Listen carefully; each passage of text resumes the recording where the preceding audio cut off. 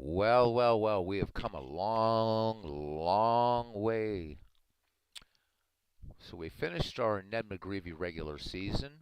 Later this week, we will have game one of our World Series between Manchester and Philadelphia.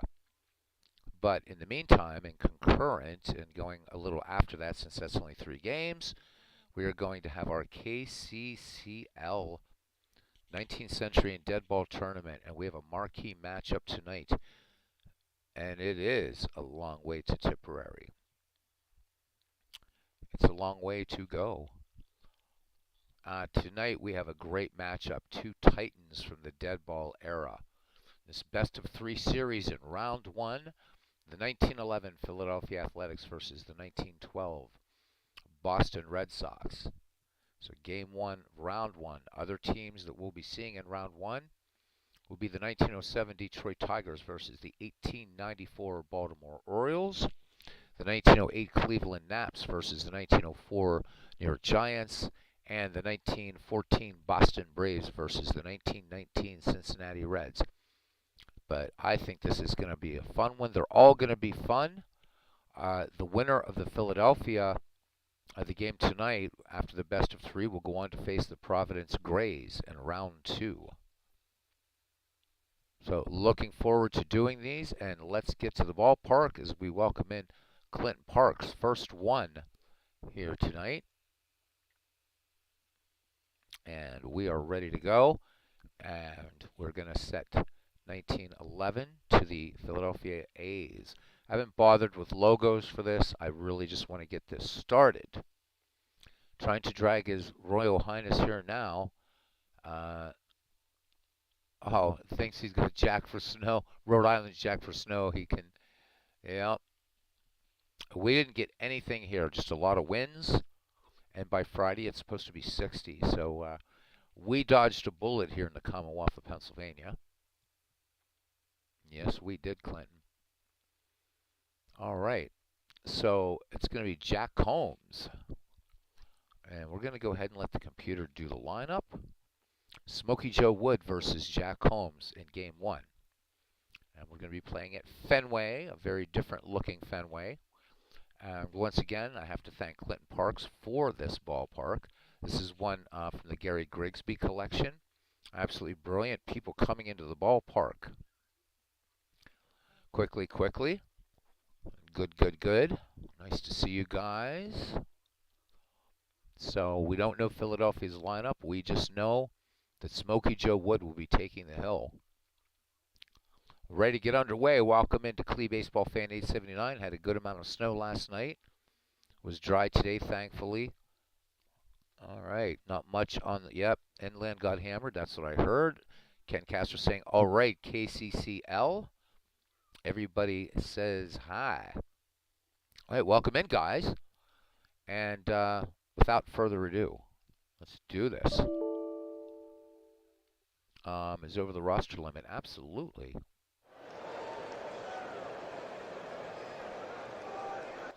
And here we go. We're in a very different looking Fenway Park than what we're used to. And again, this one from the Gary Grigsby collection, and it was labeled, fortuitously, Fenway. For the proper one, it'd be close enough. So let us look at the defense for the 1912 Boston Red Sox, facing off, hosting the 1911 Philadelphia Athletics. I think this is going to be fun. Duffy Lewis, of course, we know about Duffy's Cliff. In left field, in center field, the Gray Eagle, Tris Speaker. In right field, Harry Hooper. At third base tonight, Larry Gardner. At shortstop, Heine Wagner. At second, Steve Yerkes. At first, Jake Stahl. Catching, Bill Kerrigan. And pitching, Smokey Joe Wood. Smokey Joe Wood had one hell of a year in 1912. A 1.91 earned run average, 34 wins, 5 losses, 1 saved. Smokey Joe pitched 344 innings, walked 82, struck out 258. We've been seeing a lot of home run Baker all over the place, and he is leading it off here tonight. Home run Baker coming into the season hitting .334, 42 doubles, 14 triples, 11 home runs, 115 runs batted in, 96 runs scored, 38 steals. So hope you guys enjoy this beginning in the entire KCCL tournament. Temperature at game time, it's cold, man. It's 47 degrees, clear, and the winds are 5 miles per hour straight to center. So welcome to the ballpark and the tournament. The 2-0 pitch, and home run Baker. Swing and a miss, comes up empty, one down. I'm going to go ahead and make this play-by-play box just a little bit larger. Just a little bit larger. Let's see what medium does for us. Well, we'll see. Probably want it taller. Anyhow, Hall of Fame second baseman, Eddie Collins. So Collins at 365. He's got 73 ribbies. 13 triples, 3 home runs, 30 steals. Smokey Joe Wood with a 3-1 delivery to Eddie Collins. Collins swings. This one chopped to Yerkes at second. Yerkes on to Stahl at first. It was 2 up, 2 down. We're underway here. There's a picture of Jake Stahl. And again, as we did in McGravy, we'll be showing these guys because a lot of these we're going to see in our revisited league. And there's Harry Hooper, by the way, one of my favorite Red Sox players. All right. Batting third, Danny Murphy, right fielder, 329 average, 66 ribbies, and 22 steals for him. 6 home runs, 11 triples. Wood peers in, has the sign from Kerrigan. Here is the wind in the 1-2 pitch, and Murphy cuts and misses. Second, that's 2 strikeouts for Smokey Joe Wood, and we go to the bottom of the first. We are scoreless. Now let's look at the starting defense for the 1911 Philadelphia Athletics. In left field, Bruce Lord. In center, Rube Oldring. In right, Danny Murphy. At first base, Stuffy McInnes. At second, Eddie Collins. At short, Jack Barry. At third, home run Baker. Catching, Ira Thomas. And pitching, Jack Combs. Combs' numbers are nowhere near Smokey Joe's. Jack Combs in 1911, a 3.53 earned run average. He went 28-12 with 2 saves. He worked 336 2/3 innings, walked 119 and struck out 185. Jack is going to have to depend on this $100,000 infield of Baker, Barry, Collins, and McInnes. The Gray Eagle, Tris Speaker, will lead it off here for the Boston Red Sox of 1912. An absolutely stellar season. He hit .383, including 52 steals, 90 runs batted in, 136 runs scored. So pretty potent offense here for the Scarlet Hose. Combs ready to deal now as he has the sign from catcher Ira Thomas. The wind in the 2-2, and Tris Speaker looking at a called strike 3. So 1 down. Jack Combs picking up the K as second baseman Larry Gardner steps in. Good season for him in 1912, hitting .315, 18 triples, 3 home runs, 86 runs batted in. So these teams are actually taken, these are from their actual seasons. This is not the baseball history collection. Combs into his wind in the 2-1. Gardner swings, long fly ball to right. Back on it is Danny Murphy, and this one is out of here. And the Red Sox strike first with a solo shot by Gardner. So Gardner hit that one 316 feet, and it's 1-0 Boston in the bottom of the first. 1 down for Jake Stahl. Stahl hit .301 in 1912. 60 runs batted in for him. 13 steals. Looking up and down the lineup, you're going to see, as expected, a lot of speed. I would say a bit more speed for Philadelphia. Fairly evenly matched in power, these two teams. Pretty evenly matched except for pitching.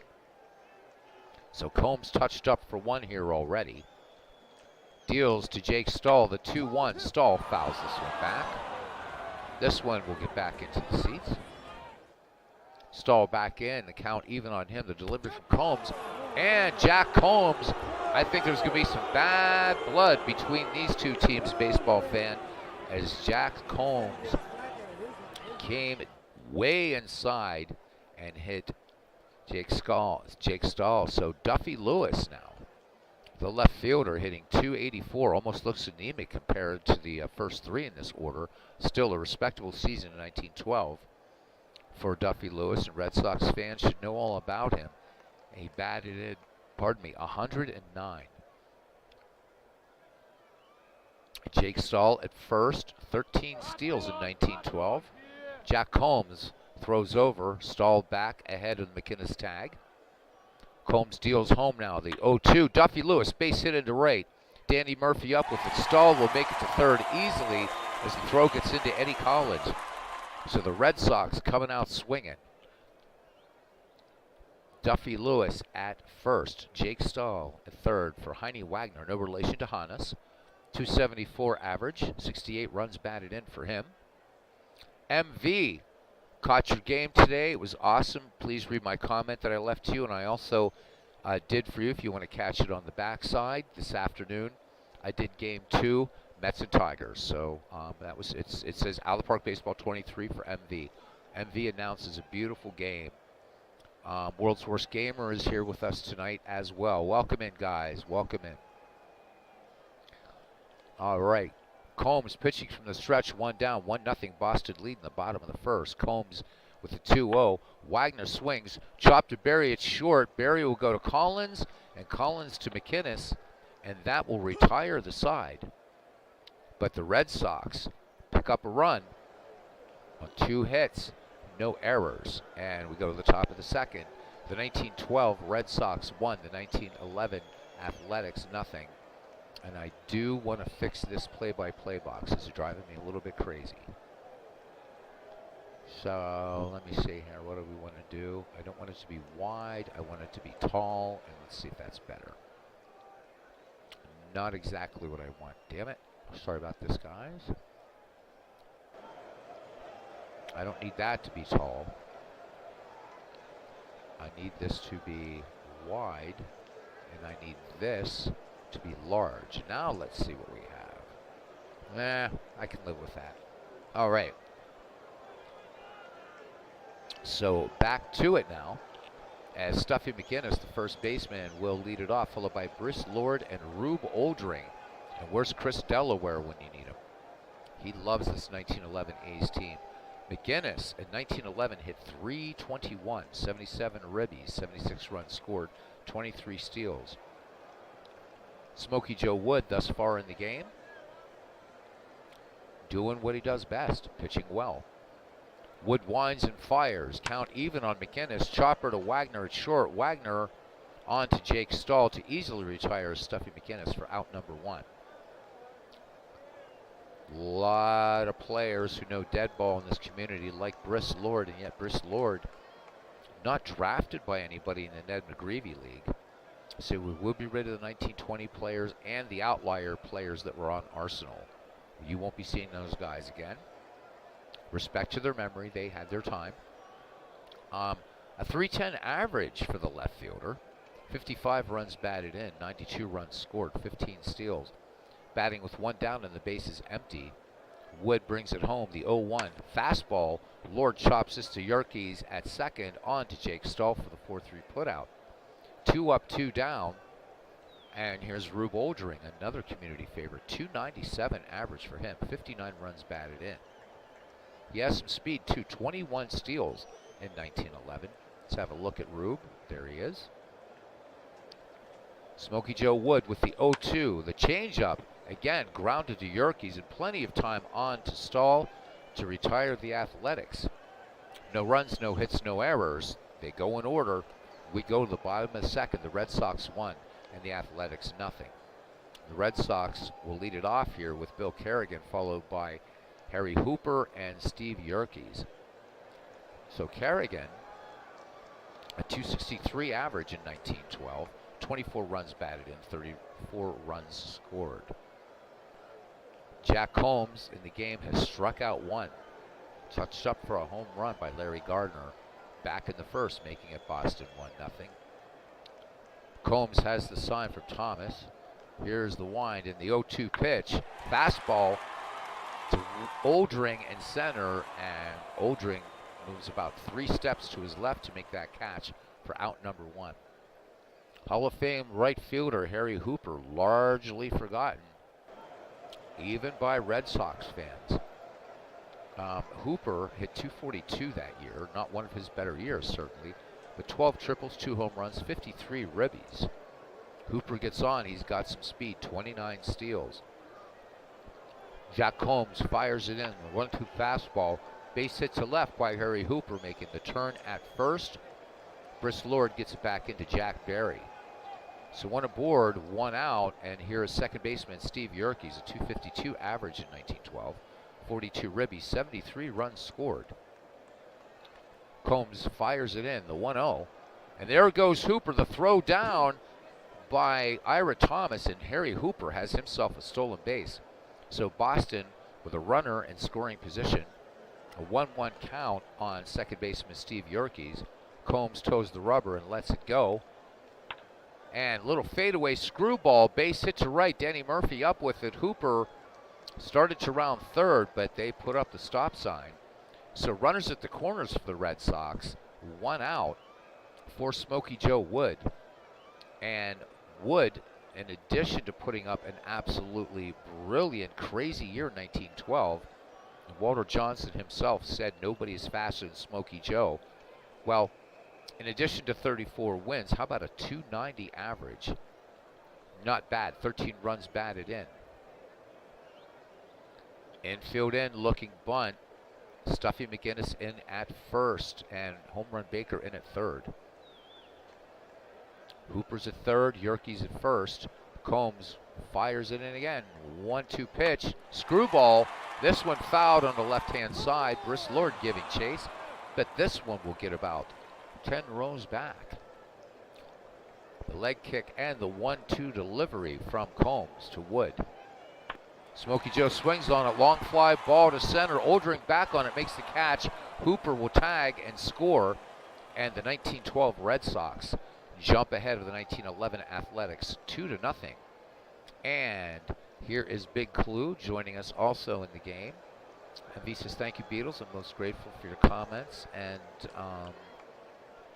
lead me to messing with this game in particular. Well, you did a beautiful, beautiful job. Legend Sports Universe joining us here in 1912 at Fenway Park. The inaugural year of baseball's oldest park, Fenway. All right, Tris Speaker now batting with 2 down, 1 in. Steve Yerkes at first. Yerkes not really a threat to steal, but they're going to try to run on Thomas. He has just an above average arm behind the plate. Combs with the check of the runner. The 1-1 pitch to the Gray Eagle, base hit into left center. Rube Oldring getting under this ball quickly, and the throw to third, and Steve Yerkes is safe, and Speaker will go to second, and that is going to be a throwing error on Rube Oldring. And a run scores. How about that? Yerkes will score on the errant throw by Rube Oldring, and it's 3-0 Boston. This game quickly getting away from Combs and the White Elephants. Larry Gardner 1 for 1. He had a solo shot back in the first. Combs works from the stretch. Fastball swung on, grounded to Eddie Collins onto Stuffy McGinnis to retire the side. But 2 Boston runs, 3 hits, 1 error. We've played 2 here at Fenway Park, and it's the 1912 Red Sox 3, the 1911 Athletics nothing. The chat going crazy here and having a lot of fun. As D. Scott Howard also joins us here at Fenway Park, asking if Clinton was born in 1912. V says 1907 Cubs all the way. He feels that the 1907 Cubs, his horse in this race, will dominate. Nobody has either of these teams in this little tournament. All right, so Jack Barry, a member of this $100,000 infield, put together by Connie Mack, will lead it off, followed by catcher Ira Thomas and pitcher Jack Combs.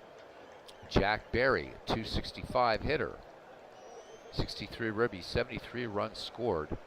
Barry's got wheels too, 30 steals in 1911. Ken, I hope you're loving this, man. Hope everybody is, of course. That Ken has been a real, I mean, Clinton as well, but Ken has been the guy that's really just, you know, there was a time I wanted to throw in the towel and say, forget it. I'm just going to do 1980s, 1990s baseball like everybody else. And Ken said, no, no, no, stay with what you love. So I appreciate that. Smokey Joe Wood fires it up. The 2-1, Jack Barry, chopping ground ball to second. Steve Yerkes, nice toss on to Jake Stahl. So 1 up, 1 down. I have to keep remembering, don't call Jake Stahl Chick Stahl, who we saw in our Ned McGreevy tournament, or our Ned McGreevy league, and I don't think Chick Stahl's on any of these teams. Could be wrong. Catcher Ira Thomas, 273. Another guy that should have gotten drafted, 39 ribbies. Smokey Joe Wood kicks and deals. Curveball, and Thomas lays off. This one down and away.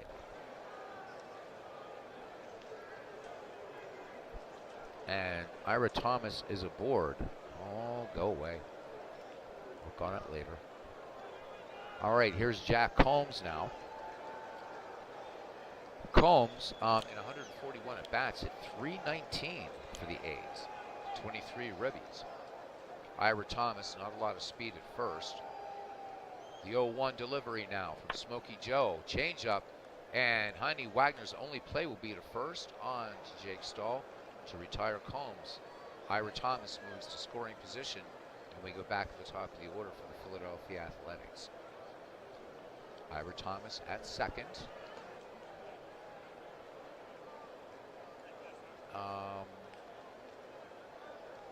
Clinton says, I'll deal with 1980s baseball.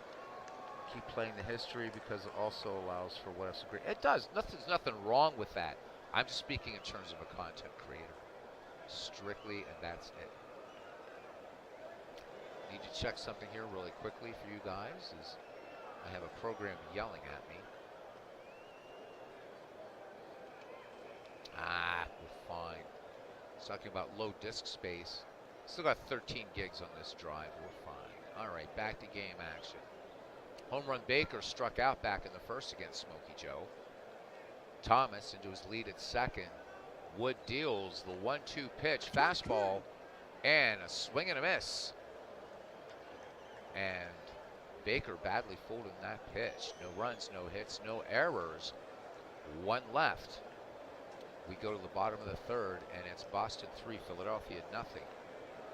Jake Stahl, Duffy Lewis, and Honey Wagner to bat for the Red Sox here in the bottom of the third. So Stahl, just getting a chance to see him, hitting he hit 301 in 1912. 60 runs batted in for him. Jack Combs has walked 1 and given up 3 runs. Combs with a 1-1. Fastball swung on and a base hit to left. Briss Lord getting it back into Jack Barry, and Stahl aboard at first. 13 steals in 1912 for him. Duffy Lewis single to right center. Last time up, Combs brings it home. Payoff pitch. Lewis lays off, and it's a walk. Jack Combs delivering his first walk, and I do believe Jack Combs was on the St. Louis Wolves in the Ned McGreevy League. Let's get this out of the way so I can see Chad a little better. All right. Combs brings it home to Wagner. Wagner swings. Barry to Collins to McGinnis for the 6-4-3 double play. Jake Stahl, 90 feet away, the potential 4th Boston run, but 2 away for catcher Bill Kerrigan. Kerrigan fly to deep right center last time. Combs from the stretch, and the 1-2 fastball. And Kerrigan, this one a called strike 3 right at the knees. No runs, 1 hit, no errors. We've played 3, and it's Boston 3, Philadelphia nothing. Love the signage out there in left field here. Fatima Cigarettes. And there's that ad again, and I wish I knew what that was. It's the second ballpark I've seen this ad. And whatever this brand is, it's still around. I need to sharpen this up a bit. All right. Anyhow, Eddie Collins, Danny Murphy, and Stuffy McGinnis do up. Collins grounded to second back in the first. Smokey Joe has whiffed 3 and given up 1 walk. Here's the 0-2, and Collins is hit. So here we go. I think that was a little bit of retaliation because Jake Stahl was plunked by Jack Combs. These teams not getting off to an amicable start at all. You don't want Eddie Collins aboard if you're Boston. 38 steals. One of baseball's faster players, fleet of foot indeed. Right fielder Danny Murphy struck out back in the first. Collins with an aggressive lead off first. The 0-1. And Danny Murphy swings. This one for extra bases into left field. This one off the Fatima Cigarette sign. And Collins is going for third. Murphy going to second. And Yerke's tag. And Murphy is safe. So Danny Murphy with a double. 2 in scoring position now for Philadelphia. And that brings the tying run to the plate and first baseman Stuffy McGinnis. Grounded to short back in the second. Why nobody? I think McGinnis made it into our league, but I don't remember. Anyhow, Wood works from the stretch, throws over to third, trying to catch Eddie Collins. That's something we haven't seen. Collins safe, back safely, but Gardner cheating in behind him. Wood checks the runner Collins. Big threat there, starting to scamper down the line from the stretch. The 2-0, McGinnis swings, routine fly ball to left. Duffy Lewis has it. Will it be deep enough? It will. Eddie Collins races home. And Philadelphia gets on the board here in the top of the fourth. It's 3-1, 1 out. Danny Murphy at second for Briss Lord. The left fielder grounded to second back in the second inning. Murphy at second, and it's the wrong Danny Murphy. I will fix that after this game. 22 steals. Wood deals the 0-2 delivery, and Lord grounds this one to Wagner at short. Wagner bobbles the ball, so an error by Boston, 1 each by these teams. And all of a sudden, Danny Murphy is at third, and Briss Lord is at first. There's Rube Oldring, there's Briss Lord. Good picture of him. Rube Oldring in the game grounded to second.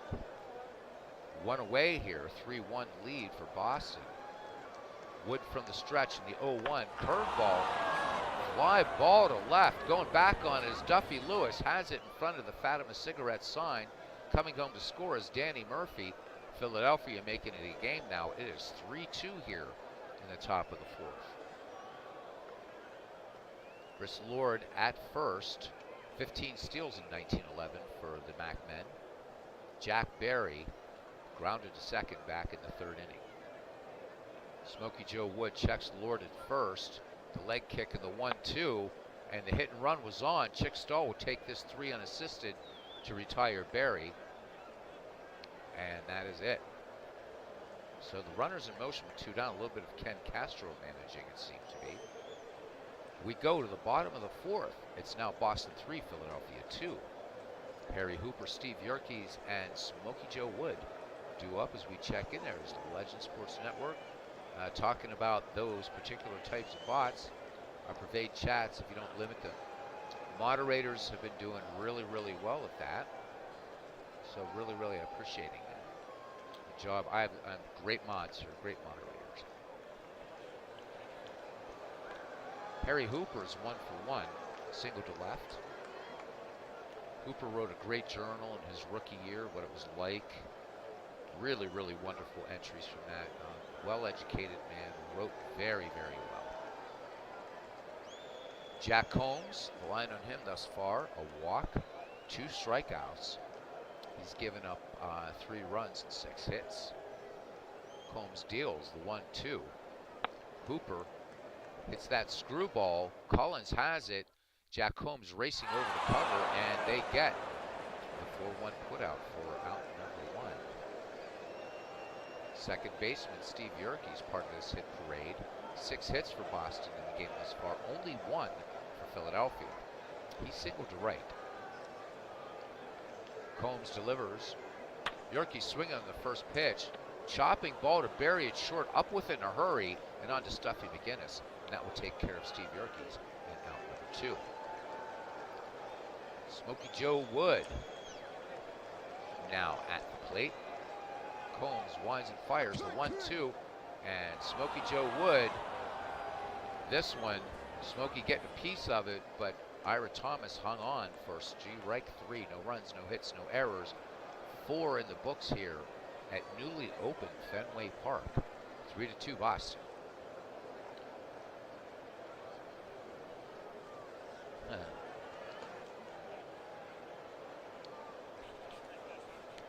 Ira Thomas will lead it off, followed by Jack Combs, and then home run Baker.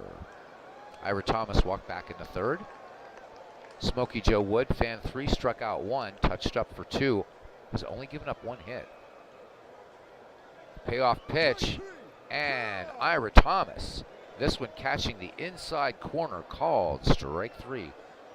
1 down, Smokey Joe picking up his 4th strikeout as pitcher Jack Combs steps in. Combs grounded to short his first time up. Smokey Joe Wood rears and fires the 0-1 delivery.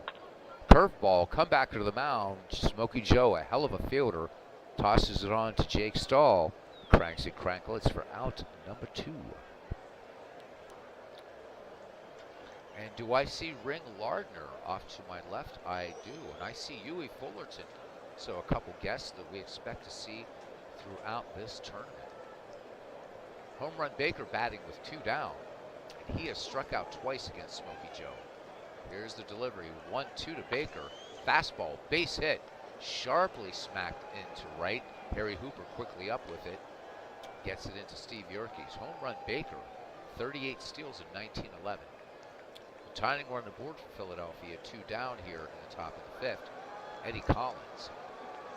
Collins grounded to second. He was plunked by Smokey Joe back in the 4th. A little retaliation action.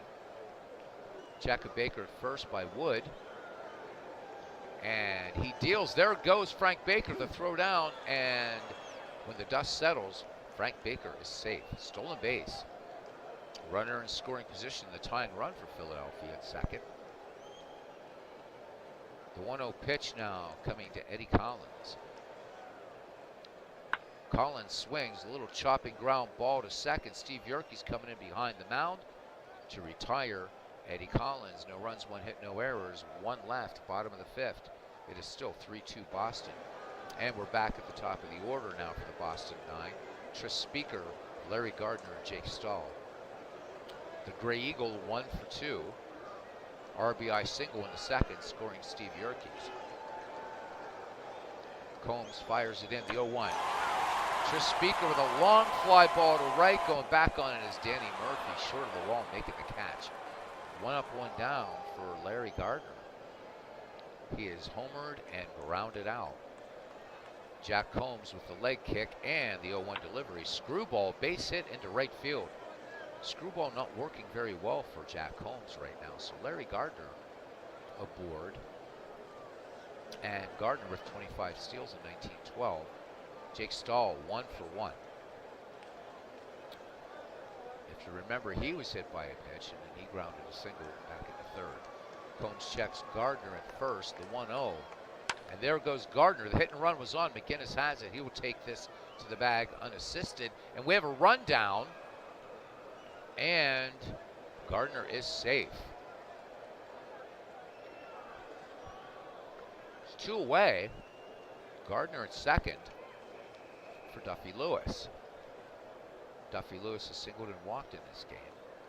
Gardner, good lead off second. Combs brings it home. The 0-2 fastball. Lewis, lazy fly ball to right down into Danny Murphy's glove, and that does it. No runs, one hit, no errors, one left. 5 in the books here at Fenway. 3-2 Boston. Check in on the chat here for a minute or so. Dozen people hanging out online to listen to a ball game highlighted by people like Ira Thomas, who 99.99999% of fans never heard of. We're a weird bunch. Indeed, we are. Big Clue saying it's great. Also saying it's great to see Smokey Joe pitching a game. Wordsworth Gamer agreeing with Big Clue on his assessment of dozen people hanging out online to listen to a ball game with a lot of players that nobody knows. Clinton Parks. Different Clue are becoming dinosaurs. Yep. People want hit them out. Yep. Exactly. Different kind of baseball. Watched a few innings the other day on Saturday while the female particle was getting ready for us to go out, and watching the Bucks-Yankees game, and it was so weird to see that pitch clock. What's scary is a lot of the players and coaches actually, I don't know, they seem to be liking it. And God, I guess they're going to like the Robo-Umps next. Just remember, all the content creators and all the games that you guys roll up at home, you can make baseball whatever you want it to be. You can make it pristine, pure, or you can make it the whatever it is today, but it's still baseball. Danny Murphy will lead it off here. The number 3, 4, 5 hitters due up for the MAC men. So Danny doubled back in the 4th. And yeah, we talk about here's Danny Murphy, the wrong one. But Murphy, I mean, a player again not remembered, but hit 329. Hell of a season in 1911. Smokey Joe Wood with the 1-1. Fastball. Chopped to third. Larry Gardner ranging to his left, and this throw is going to get past Jake Stahl, but Jake Stahl able to keep it in front of him to hold Danny Murphy at first. So that's going to be an error, E5 on Boston. Second error for the Scarlet Hose. Danny Murphy aboard. And 22 steals, and I wish I could change that picture during the game, but I can't. All right, Kerrigan sets the target now for Stuffy McInnes. Sacrifice scoring Eddie Collins back in the 4th. That was Philadelphia's, back in the 4th. And that was Philadelphia's first run. Danny Murphy leads off first to Smokey Joe Wood. 2-0. There goes Danny Murphy, hit and run on, base hit into left.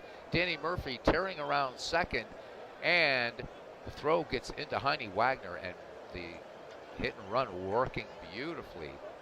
Runners at the corners for MacMan, nobody out. The tying run now just 90 feet away, and damn it, this is so far turning out to be the matchup I hoped it would be. This is just a best of 3 in this first round. Stuffy McInnes at first, and he's got wheels. 23 steals again back in 1911. And yes, I'm going to be repeating a lot of stats. Doing my best to try to get more people listening later to get involved in these two wonderful eras of baseball, the 19th century and dead ball. So Bristolor grounded out, and he was safe on an error back in the 4th. McInnes has a good lead. Wood from the stretch in the 0-1. Curveball, base hit, left field, and this game is tied. Lord picks up the RBI as Danny Murphy comes in to score, and McInnes goes to third, Briss Lord to second, and as Lewis and Speaker had trouble getting to that ball, so it's going to be a single, and it looks like they're going to charge that error to Tris Speaker, so that's another error for Boston, 3, and we are knotted at 3. Boston with a strong start. 1 run in the first inning, 2 in the second, and then Philadelphia coming back with 2 in the 4th and 1 in the 6th. And that's where we are. Philadelphia right now out hitting Boston 7-4. And also out erroring Philadelphia 3-1. Boston is stranded 4, Philadelphia 3 thus far in this game. 2 in scoring position, nobody out for Rube Oldring. So Sacrifice scoring Danny Murphy back in the fourth. Smokey Joe, Kerrigan out. Let's talk to Smokey Joe Wood for a second. The 0-2 pitch now to Rube Oldring. Here it comes. Oldring swings. This one fouled on the right-hand side. And Hooper giving chase, but this one just a bit too far back in the stands. 0-2 coming in now to Oldring. Oldring straightens it out. Base hit. This is going to be for extra bases. Coming to scores McGinnis. Coming around is Lord, and Rube Oldring is going for three. The throw from Hooper. Gardner's tag not in time. Rube Oldring with a big 2 RBI triple, and now the 1911 Philadelphia Athletics lead the 1912 Boston Red Sox 5-3 here in the top of the 6th inning. We have us the beginning of a barn burner here. Cranks and cranklets, although there are no cranklets in here, we can always pretend. Shortstop Jack Berry, nothing for 2. Wants to get on the Philadelphia hit parade. Oldring in scoring position at third. Smokey Joe, payoff pitch. And Smokey Joe Wood missing high and tight on that one. And Jack Berry will trot down to first. Runners at the corners, nobody out. Philadelphia mounting a serious threat. Boston badly needing a double play ball. Jack Berry, however, with 30 steals. Gonna make that difficult. Ira Thomas, nothing for 1. He's walked and struck out in the game. Smokey Joe trying to pitch out of a bit of a pickle here as Philadelphia's played 3 here in the visitors' half of the 6th. Smokey Joe's delivery, the 2-1. There goes Jack Berry, the hit and run on. Wagner up with it. He'll go to Yerkes. Hard slide by Jack Berry is going to break up the double play. Rube Oldring scores the 6th run for the Knights. 6-3 now. 4 runs in for Philadelphia. 1 away, and Jack Combs, who's grounded out twice.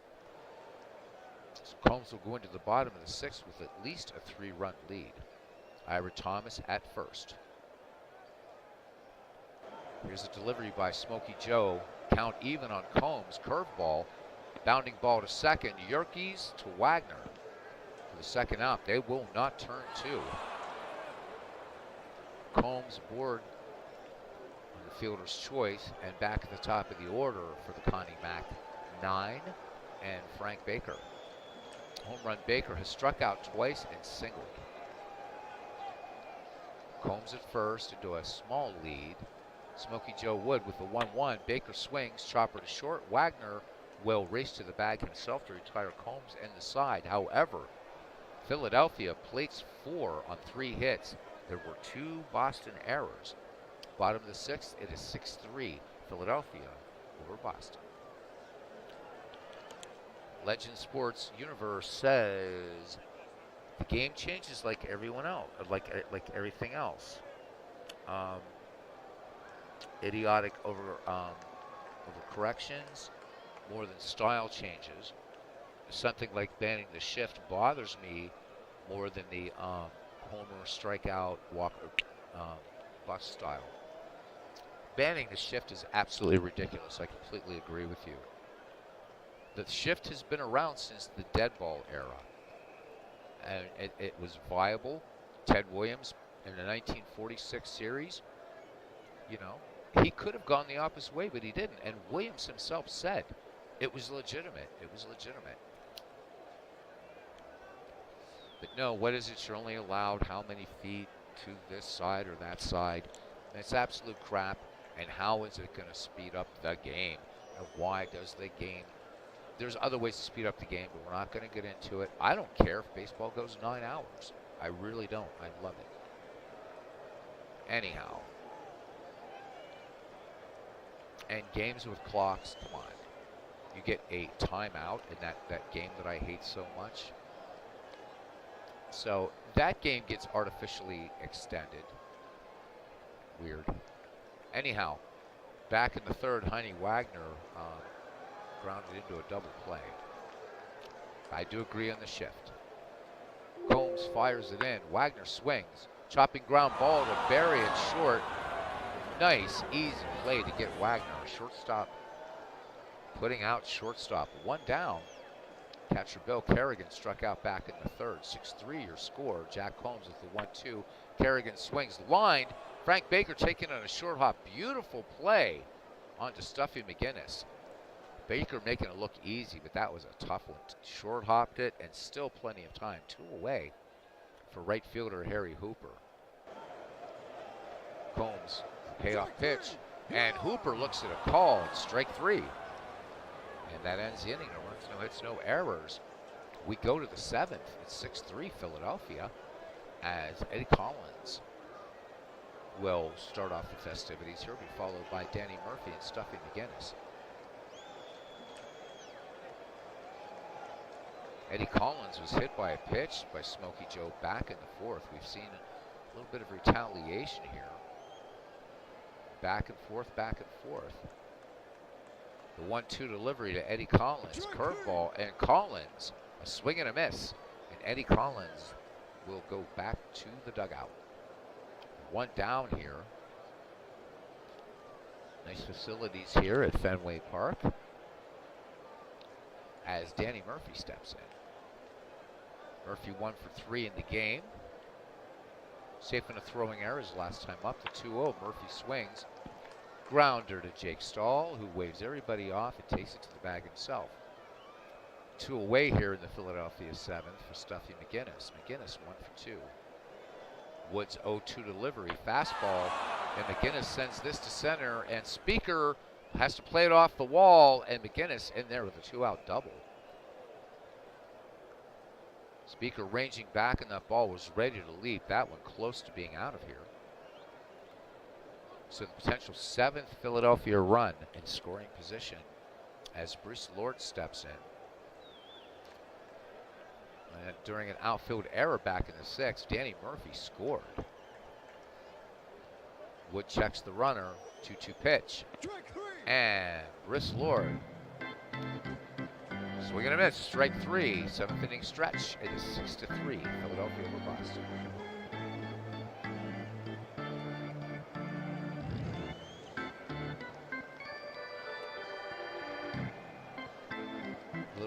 Hate going on for the 85 Cardinals, I see in the chat, along with the 82 Cardinals.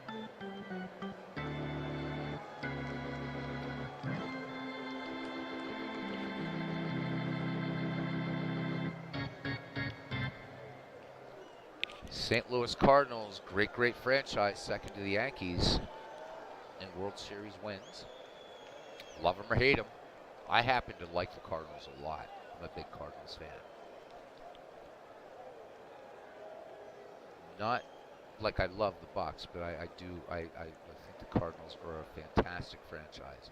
Love them. But we all like who we like and hate who we hate. Steve Yerke's 1 for 2 here in the bottom of the 7th to lead it off. Be followed by Smokey Joe Wood and Tris Speaker. Combs with the 2-2 pitch. Yerke's, and Combs plunks Yerke's. Here we go, and we have an ejection. Oh, man, and there goes Ira Thomas. Thomas is thrown out of the game. And in to catch now is Jack Lapp. So he 353 average in 1911, 26 runs batted in. So Ira Thomas ejected, another hit batsman. Infield in at the corners, a lot of bad blood in this just game 1 between these two teams. Smokey Joe sacrifice, scoring Harry Hooper back in 2nd, struck out in the 4th. Jack Combs throws over, and Yerke's back safely. Combs brings it home now. The 0-2 to Smokey Joe. Screwball, base hit left field. The screwball not working for Combs as Smokey Joe Wood pulls in with a double. 2 in scoring position, and now here comes Boston. And the tying run at the plate and Tris Speaker, who is 1 for 3. Speaker with an RBI back in the 2nd, scoring Steve Yerke's. Dangerous hitter up there. Nobody out. Here's Jack Combs, 1-0 delivery to Speaker. Screwball. Speaker sends this from the gap in left, and this ball is gone, and this game is tied. Tris Speaker with a 3-run shot. 361-foot home run, or 366 feet, and we're tied at 6 in the bottom of the 7th. What a game. Larry Gardner now. He is 2 for 3. Drew first blood for the Red Sox back in the bottom of the 1st with that solo shot. Combs lets it go. The 2-0 delivery to Gardner. Gardner, base hit up the middle. Oldring plays it on the bounce, and Gardner's aboard. Having a heck of a day here in Game 1 of the KCCL.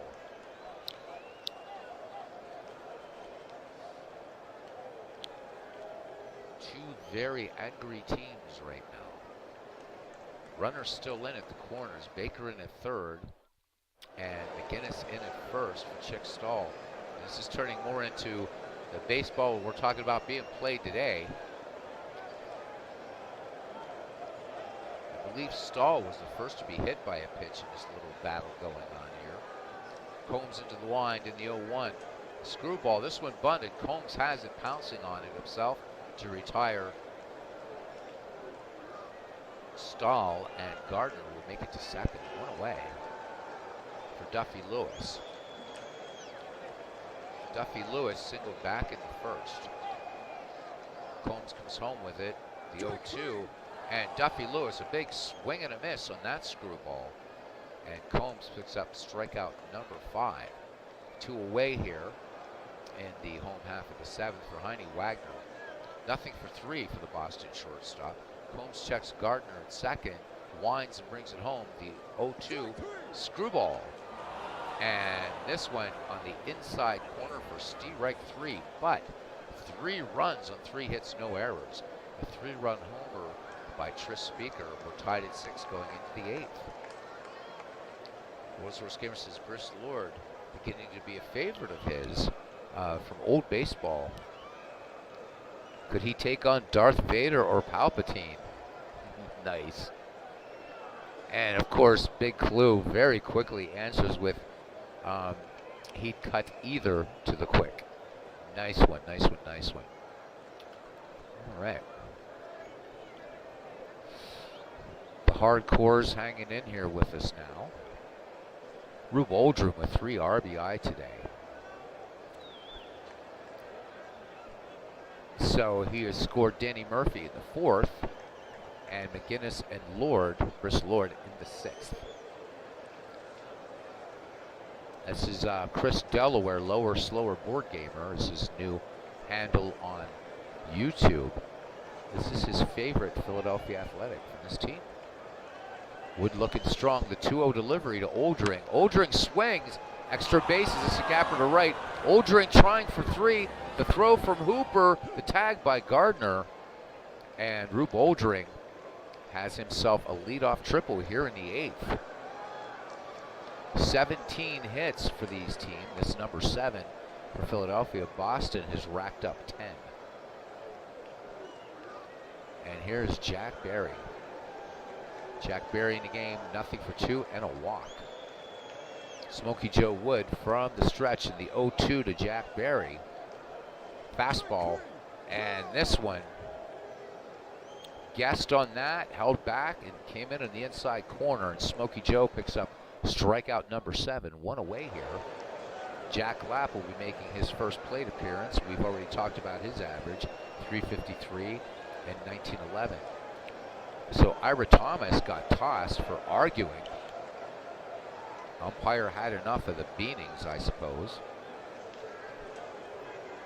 Wood brings it home to Lapp from the stretch in the 0-1. Lapp swings.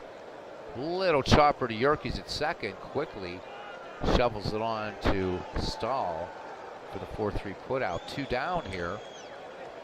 Jack Combs hitting. Combs has grounded out 3 times. Oldring perched at third from the stretch in the 3-1 pitch. Combs chops this one to second, Yerke's in the 4-3 to retire the side. We go to the bottom of the 8th, and we are tied at 6 here in Boston. For Bill Kerrigan, Harry Hooper, and Steve Yerke's. Jack Combs has struck out 6 and walked 1. 13 strikeouts between these two pitchers today, and a 6-6 score. 2 home runs in this game. Combs to Kerrigan in the 3-2. Kerrigan lays off and draws the walk. So the go-ahead run aboard for Boston to the bottom of the 8th, and catcher Bill Kerrigan. Stole 7 in 1912. Harry Hooper 1 for 3. Singled way back in the 2nd. Combs toes the rubber. And there goes Kerrigan, the throw down, the tag, not in time. So Bill Kerrigan picks up a steal. Boston now with the go-ahead run in scoring position. Hooper back in there on the 0-1 delivery from Combs. Fastball bunted by Hooper. They're going to go to Collins covering, and Kerrigan will move to third on the play. Infield in, going to try to cut off the run. Steve Yerke's, though, is 1 for 2 today. He is single grounded to short, and one of quite a few players hit by a pitch that got Ira Thomas ejected. Combs works in the stretch. Here's the pitch to Yerke's, the 2-1. Yerke's swinging away, but this one chopped to Berry at short, and he'll go to McGinnis for the out. Kerrigan can't move at all with the infield play in. Kerrigan remains perched at third, and it's up to Smokey Joe Wood. Smokey Joe with a sacrifice back in the first. He scored Harry Hooper. Doubled in the 7th, struck out in the 4th. Combs from the stretch now in the 2-0 to Smokey Joe. Cut on, chopped to second. Eddie Collins up with it and on to Stuffy McGinnis. And Smokey Joe Wood is retired. No runs, no hits, no errors, and one left in scoring position. We go to the top of the 9th inning. We are deadlocked at 6. Smokey Joe Wood is going to stay in the game. And we're back at the top of the Philadelphia Athletics order and home run paper. 1 for 4, anybody's ball game now. Wood brings it home, has 7 strikeouts in the game. Chopped to third, Larry Gardner to Jake Stahl, and that 5-3 textbook, 1 down.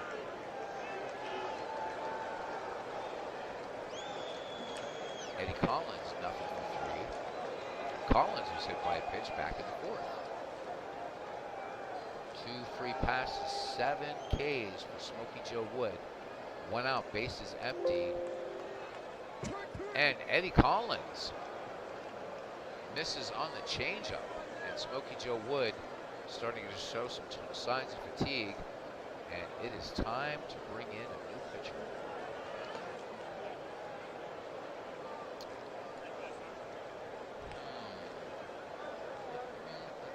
Somebody had a horse in this race, I would say this is who you want to go with. But we don't. High hit percent chances except for Buck O'Brien, and I'm not sure, but it didn't matter back then. We're going to bring in Buck O'Brien, who actually did a pretty good job for cousin Ken Castro in a couple spot starts. So Buck O'Brien will come in. Smokey Joe Wood's day is done.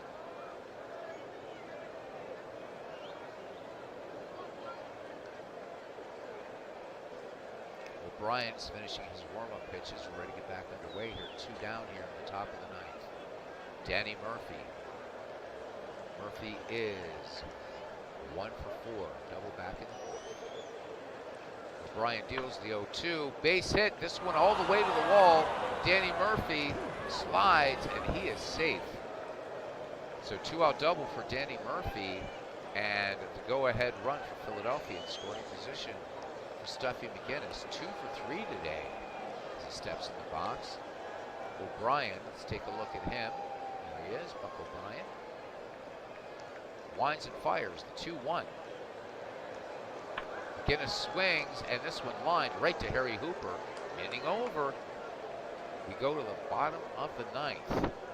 Boston with a chance to walk it off here. We're back at the top of the order. Tris Speaker, who has 3 runs batted in today. Larry Gardner and Jake Stahl. So Speaker 2 for 4. Speaker with that 3-run shot in the 7th. To tie it up here, Philadelphia was leading 6-3. Jack Combs winds and the 1-2 fastball. Speaker base hit up the middle. Reboldering gets it into Jack Berry. Speaker aboard, 52 steals. Jack Combs needs to hold it together here to get to extras. And if we do, we'll see Briss Lord, Rube Oldring, and Jack Berry do up for the Mac men. Larry Gardner, though, 3 hits today. He's 3 for 4, including solo shot back in the 1st. Speaker, big lead off first. Combs with a check of the runner.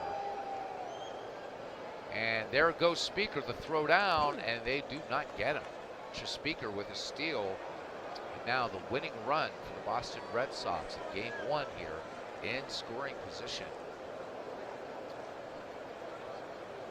Lapp sets the target for Combs. Combs shaking him off. Now has one he likes. Here is the 0-1 delivery. Gardner gets the bunt down. Combs will go to Collins covering, and Tris Speaker moves to third. 1 down. Boston 90 feet away from winning Game 1 of this best-of-3. Philadelphia playing infield in, trying to cut off the run. Jake Stahl hoping for just a little bloop somewhere. Jake Stahl is 1 for 2. Jack Combs rubs up the ball as the sign from Lapp. Here is the wind in the 1-1. No, Olaf Hendrickson comes in, and it's a base hit, and this ball game is over. Olaf Hendrickson with the RBI single, scoring Tris Speaker, and that's your ball game. So the 1912 Boston Red Sox come back and win this one over the 1911 Philadelphia Athletics, 7-6. Game recap here for you now. This was a fun one. All right. Showing here there was 1 out when the winning run scored. So Boston 7, Philadelphia 6. Buck O'Brien will get the win. He goes to 1-0. Jack Combs takes the loss, 0-1. The line for Boston, 7-12-3 for Philadelphia, 6-8-1. So 20 hits in this game. Let's look at our pitching. So Jack Combs pitched 8 1/3, 12 hits, 7 runs, all earned. Touched up for 2 home runs, 2 walks, struck out 6. An ERA at rather astronomical 7.56 after Game 1. Smokey Joe Wood pitched 8 2/3, 7 hits, 6 runs, 4 earned, walked 2, struck out 8. A little bit more manageable ERA of 4.15 for him. Buck O'Brien worked 1/3 of an inning and just gave up a hit. Let's look at batting here for a minute. Of course, we had the home runs were all on the Boston side. Tris Speaker and Larry Gardner. 2 triples by Rube Oldring for Philadelphia. None for Boston. 1 double by Smokey Joe Wood. And 2 by Danny Murphy for Philadelphia. 1 by Stuffy McGinnis. Let's look at our miscellaneous. And pretty crazy stuff here. 4 errors in the game. Rube Oldring, Gardner, Speaker, and Heine Wagner. Rube Oldring with 2 triples in this game. Home runs, Gardner and Speaker, as we already talked about. Stolen bases, home run Baker, Harry Hooper, Bill Kerrigan, Tris Speaker. We had actually 3 hit batsmen. It looked like it was a lot more. So Jake Stahl, Eddie Collins, and Steve Yerkes. Of course, an ejection. 1 great play by Larry Gardner. Philadelphia stranded 7. Boston stranded 6. 2 double plays turned by Philadelphia. The MVP, Tris Speaker, well-deserved. Game-winning RBI, Olaf Hendrickson, who came on to pinch hit. Rube Oldring for the 1911 Philadelphia Athletics, who had the lead for a while in this game, went 2 for 3 with 3 runs batted in. Danny Murphy, whose picture I will change immediately after this recap, went 2 for 5 with 2 doubles. Stuffy McInnes 2 for 4 with a double. And for the victorious Boston Red Sox, Larry Gardner 3 for 4 with a home run, and Tris Speaker 3 for 5 with a home run and 3 runs batted in. Fun game, fun game, fun game. Now let's fix up Danny Murphy for Philadelphia. I hope you guys enjoyed it. I really, really, really do. I know it was fun for me. I love doing this. I love doing this old baseball stuff. Player photos, nicknames. There we go. Danny Murphy, the wrong Danny Murphy. How about it? All right. Let's find a proper Danny Murphy. Nope. Nope. There's a proper Danny Murphy. There we go. Fixed. All right. Guess that's it. And it's pretty early, 10:14. So we done good. 1 hour and 8 minutes. And Ken says, heck of an enjoyable ball game. Yep. And who says Big Clue, these dead ball guys didn't score runs? Hell yeah. All right, guys. And Clinton Parks says, always do enjoy. And Clinton, by the way, is still chugging away, guys, on the Ned McGreevy League, Cards and Dice, and huge props to him for that. So good start to the tournament. Absolutely. Thank you, Cousin Ken. And thank you guys for coming in. And I guess we're going to cut it off early here. As viewership is, yeah, everyone's having fun. But Ken Castro's yelling, sack him, sack him. We should have, we should get, so Ken's is the 84 Providence Grays and Clinton taking the 1894 Baltimore Orioles. And it's going to be weirdly confusing, but if these two guys would be up to it and are into it on the same night, and that's going to be in a best-of-7 series, Providence getting a bye in the first round. Figure out some way to have these guys manage with one another. Maybe I can have private messages in Discord. I will figure it out, but I'd love to see a little head-to-head between Cousin Ken and Clinton, provided the 1894 Orioles can get past the 1907 Detroit Tigers. And Baltimore's going to have to score a lot of runs because the pitching just ain't there, man.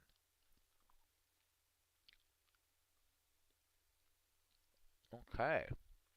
Well, thanks, guys. This was fun. I guess I'm going to just play a game offline. Appreciate y'all.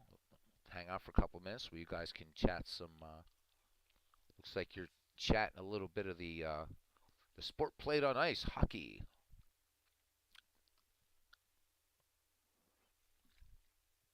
And hockey is not a swear word in this channel. I don't follow it, but it is not a swear word, so we're all good.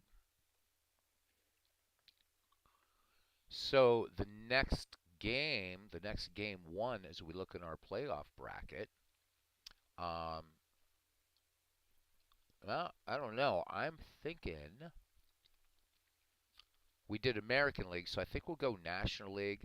It'll be the 1914 Boston Braves versus the 1919 Cincinnati Reds. That will be our next game in the KCCL. Again, round 1 is best of 3, round 2 best of 5, and rounds 3 and 4 best of 7. So this one hopefully won't take as long to play as did my Historic 16 tournament, as there are only 12 teams in this one, so that 4 makes a difference, 4 fewer teams.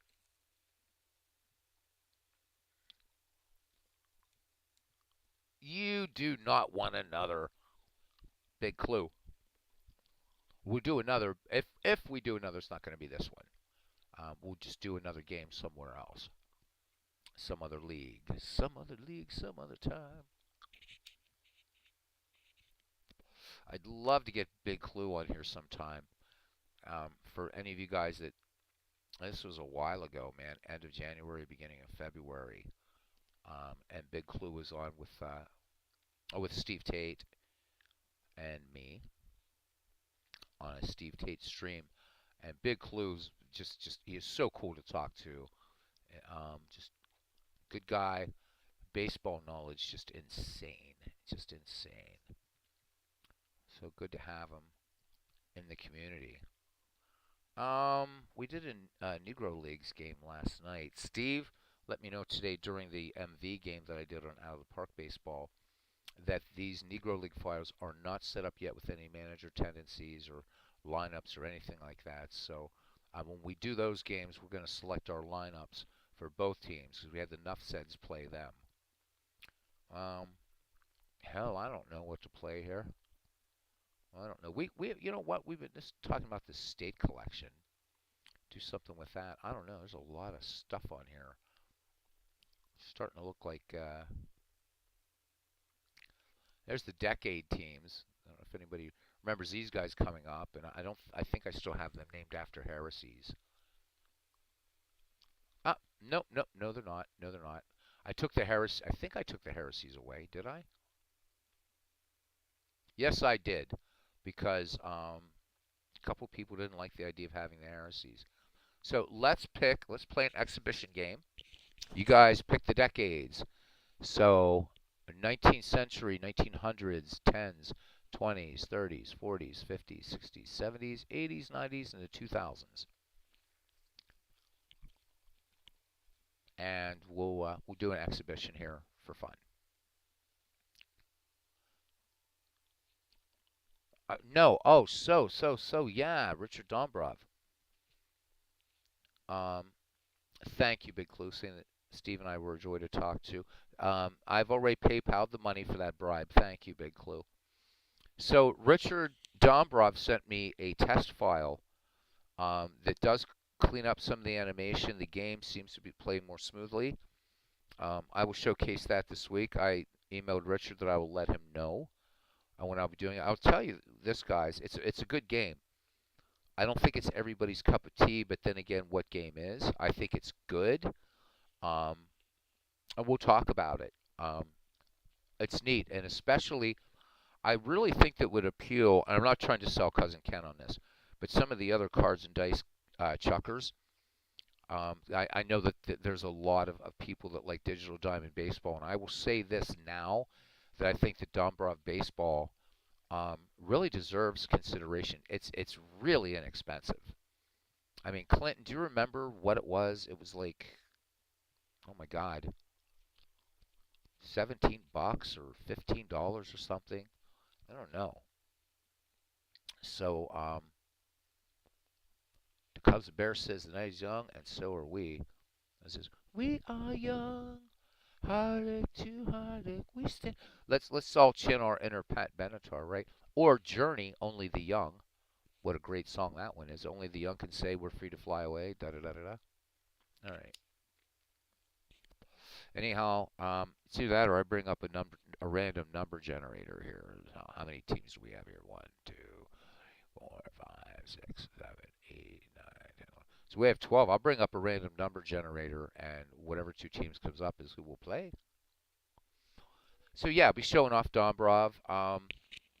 Just doing a video about it, showing you how to play it, explaining how the dice rolls work, if you want to play it. What it is a ramped up version of Sports Illustrated Baseball. It was released in 1971. I believe it was published by Time Life or by Time Incorporated, whatever. Only 4 seasons were ever released for Sports Illustrated Baseball, and I don't know the story of it or whether if it had been long enough by 2013. But I don't think the copyright would have gone out on it yet. But whatever the case, and Richard on his site talks about the history of Sports Illustrated Baseball. So, like the hitters and pitchers are coded according to handedness. But what's cool, I think, for the cards and dice guys is you get a lot of probabilities and stuff like that. And even if you're playing digitally, you can choose to play it more as a straight up baseball sim, digital baseball sim, a hybrid between the two, or chuck the dice. You can just do one play resolution. You can choose offenses, defenses. Um, the sound, if I had one big slam, and you guys will see it when I do it, And I'll just say this up front because I think it's a good game. The sound is awful. It's bad. When you hear the national anthem, you'll know why. But I think the game has a lot going for it, and I think it's a nice competitor to Digital Diamond. Both very, very good games. I think both do suffer from the same weakness of dealing with libraries. Although Dombrov's a little bit easier, but only a little. All right, random number generator. Um, so yeah, but so him, according to Richard Dombrov, it was his sport. In fact, I saved the link so when I do the full thing on Dombrov baseball, I'm going to read a little bit about what he says. That it is basically, it might have been called Sports Illustrated Superstar Baseball, but it is Sports Illustrated Baseball, but ramped up. Comes with all the player cards, so I mean you can play it as a cards and dice experience if you want. It's maybe it's sort of what we're going to see with Digital Diamond when it comes out. I don't know. All right, Detroit or Toledo, please. Okay. Well, how about Detroit and Toledo? Detroit against Toledo. We'll do that. Let's do it. Let's see what decade is Detroit because I can't remember. I don't feel like counting again. Okay, so their team from the 1950s. And we got some damn good players there. And then Toledo, I used to go see a lot of games. I used to go see a lot of Mudhens games. And we're going to have a 50s versus 90s team, so this will be fun. And yeah, we'll play at a target field. Why not? Who do we have as Detroit's home team? I just assigned ballparks and yeah, we're not gonna we'll play a target field. All right, you got it. Thank you, World's Worst Gamer. Appreciate it. Exhibition. And we're gonna play at Toledo. So, and these cities, of course, Toledo and Detroit, very, very close. I think it's 40 minutes. 40 minutes because I used to perform Magic in Detroit, and it was the only city I'd ever gone to that I performed and I wanted to get the hell out of quickly. So, but had a good time performing up there. All right, Detroit and Toledo. And actually, I'm going to fix Detroit's colors because, good God, those are going to be hard to read.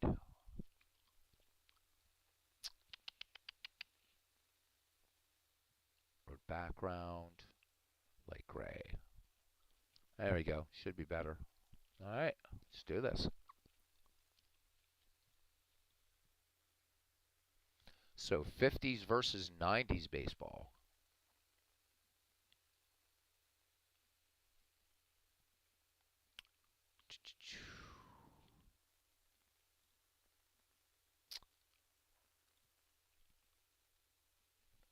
All right, playing it a target field because why not?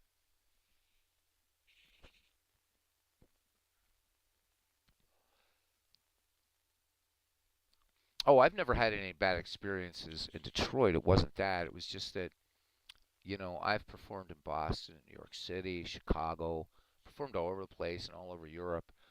Um, Detroit just gave me like this sort of, I don't know. There's a part of the area downtown, so when you're down by the Renaissance Center, it's really nice. That part, right? You can look across, look south, and see Windsor, Canada. Um, but yeah, so like other cities where I would going around and all over Boston, and going to Cambridge and all that stuff, right? And of course all around New York City, especially Manhattan, and not staying just in Times Square either. But with Detroit, I just felt the sense that you know, even Chicago didn't make me as nervous as Detroit. So I don't know. I don't know. Maybe sometime I'll get back out there to Detroit, but who knows? All right, so we are going to have Toledo be the home team, and since I don't know, whatever, we're going to have you guys pick the lineup. All right, so we know that Bob Lemon is going to be starting for Detroit. So we have the Toledo Piazzas. Who feels like doing a lineup here? Get the community involved.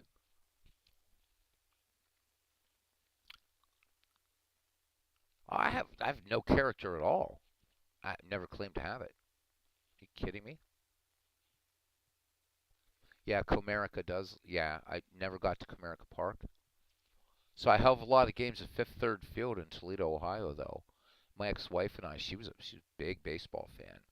We used to go like 2, 3 times a week to see the Mud Hens. It was really a lot of fun. Okay, Robbie Alomar to lead it off, huh? All right. No DH in this league, by the way. All right, Alomar leading off. Tony Fernandez will bat second. Okay.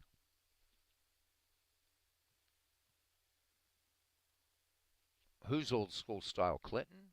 Ken? Yeah, you're right. They are, man. Me, dude, I'm all into 2023 baseball. Can't wait. Ken Griffey Jr. There's the kid.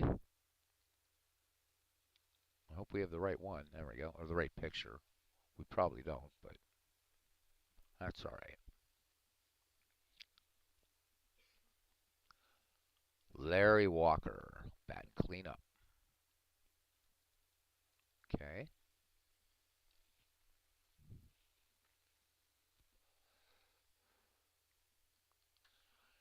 Chipper Jones. It's a pretty nasty lineup here. Okay. Oh, man. Big clue, thank you. Wow, that was nice. He says McGreevy League is the best baseball he's going to see in 2023. All right, World's Worst Gamers asking somebody else to pick. He's picked the first five here for the Piazzas, the Toledo Piazzas. I know. I forget. Oh, they were the Triclavians before I switched out of the ancient Christian heresies.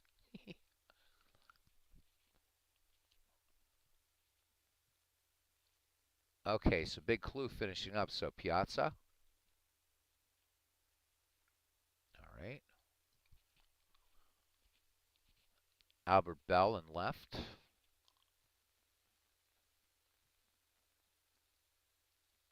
Okay.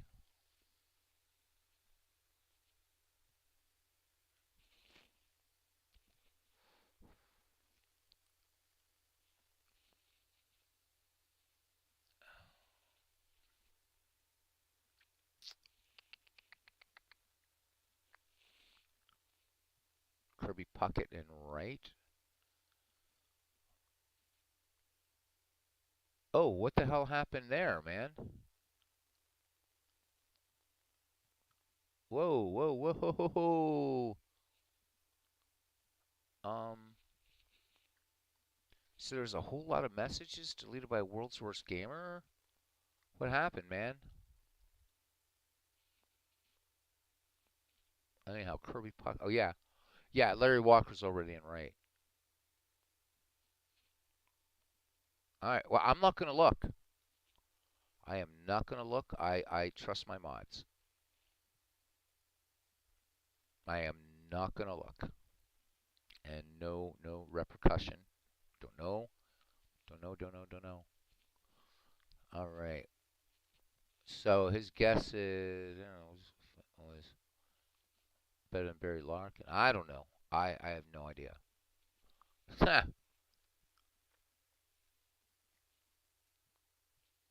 All right. Well, I mean, he's still here, but okay. Bagwell's at first.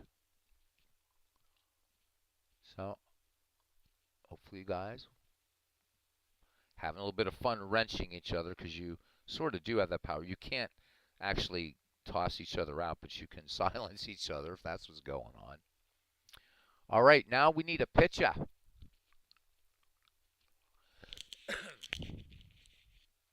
Now, let's see. Do the gents go for the obvious? Hell of a pitching staff here.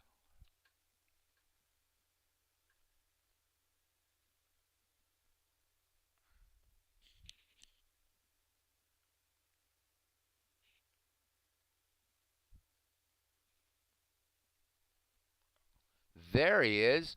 Aaron Reed, are you in the Commonwealth of Pennsylvania? I believe you are, or about to be. All right. So Pedro Martinez. So it's going to be Pedro Martinez, if I can get him in there, damn it, versus Bob Lemon. Let's go.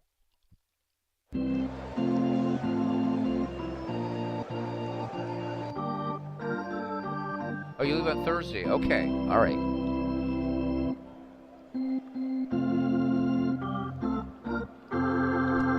Yeah, Aaron's going to be sort of near my area of the Commonwealth. And Aaron, since you're going to be around on Friday, make that the day that you're going to visit Gettysburg. It's going to be a little rainy, but it's going to be 60 degrees. So if that's the day you're visiting Gettysburg, it'll be a good day to do so. Over the weekend in the Commonwealth, it's going to chill off a little bit. But Thursday going to be a pretty nice day here. Friday, 60. So we dodged another one. All right, here we go. Target field. This is going to be between whatever I call them. It's Detroit and Toledo. Bob Lemon is going to go against Pedro Martinez. So game time is 54 degrees and the wind speed 5 miles per hour out to center field. And we're playing a target field. Play ball. All right. So cousin Ken Castro already happy seeing one of his players up there. Great Philly, Richie Ashburn. Playing center field for Detroit here. Richie hitting .334, 3 home runs, 47 runs batted in. And Pedro Martinez, monster, 2.70 or 2.71 earned run average. Yep. 17 wins, 7 losses, 205 2/3 innings pitched. Walked 57 and struck out 251. Oh my God. All right. And here we go, guys. Roll one up, have a beverage, settle in, what have you. The 2-0 pitch to Ashburn, ground ball. Robbie Alomar on to Jeff Bagwell to retire Richie Ashburn for out number 1. And here's Jackie Jensen, acquired from the Boston Red Sox. Hit .278, 24 home runs, 104 runs batted in. This file, by the way, is from the baseball history collection. So not using actual seasons for this. All right. Martinez has a sign from Mike Piazza. Here is the wind in the 0-1 to Jensen. Jensen cuts on this one. Grounder to Jeff Bagwell. Bagwell will take it to first himself. And 2 quick outs here in the top of the first. Okay, it's the Detroit Musials and the Toledo Piazzas. And here's Hank Aaron. And for some reason, he's catching, so I don't know what's going on, but ask Dave Cook. Anyhow, Hank Aaron needs no introduction. .338, 43 home runs, 122 runs batted in. Probably should look at these opposing teams every once in a while, but doesn't matter. 0-2 pitch from Martinez to Aaron. Hank Aaron swings, fly ball to left. Bell looking up and bringing it down at the track. So the Musials go quietly. We go to the bottom of the first. The Musials nothing, and the Piazzas coming to bat. Robbie Alomar will lead it off. 40 steals for Robbie Alomar. A .315 average, 16 home runs, and 92 runs batted in. Bob Lemon, the Cleveland Indians, a .304 under on average. He is 21-11 with 2 saves. 269 2/3 innings pitched, 99 walks, and 121 strikeouts for him. Infield looking bunt from Alomar. Lemon's 0-2 delivery, and Robbie comebacker to the mound. Lemon has it on to Gil Hodges for 1 away. Shortstop Turner Fernandez now to bat. Fernandez hitting .303, 5 home runs. 63 runs batted in. Lemon has the sign from Aaron, believe it or not. And the 2-0 pitch. Fernandez swings, chopper to second. Shane Dienst up with it onto Gil Hodges. And the 4-3 putout. 2 up, 2 down, and we have the wrong Ken Griffey picture, so we got to get Griffey Jr. So mea culpa. I'm not going to worry about changing this one, though. We rarely visit this league. Griffey, a 351 at 45 home runs, 123 runs batted in. Bob Lemon's 0-2 delivery. Griffey called strike 3. So Bob Lemon picks up the strikeout, and we are scoreless as we head to the top of the second. And Gil Hodges, Minnie Minoso, and Ernie Banks due up the number 4, 5, 6 hitters. Gil Hodges took them too damn long to put Gil Hodges in the Hall of Fame. 294 average, 33 home runs, 107 runs batted in. Acquired from the Brooklyn Dodgers. Pedro winds and fires the 0-1. Hodges swings, lined, and oh, what a great play by Robbie Alomar. A diving stab out of mid-air, flashing the leather. 1 up, 1 down. Here's the great Minnie Minoso. Long baseball career and great baseball player and much beloved of the Chicago White Sox. Minoso hitting .312, 19 home runs and 96 runs batted in. Martinez delivers the 1-1 pitch to Minoso. Minoso swings on this one, lined right to Robbie Alomar. So 2 up, 2 down for Mr. Cub. Let's play 2 as we usually do. Ernie Banks, 292, 40 home runs, 114 ribbies. Ernie Banks, Billy Williams never getting to the World Series. Martinez deals. Payoff pitch to Ernie Banks. Banks lays off and draws the walk. This one a little bit down and in for Martinez. Issues the free pass. So Banks at first with just 5 steals. And here's Eddie Yost.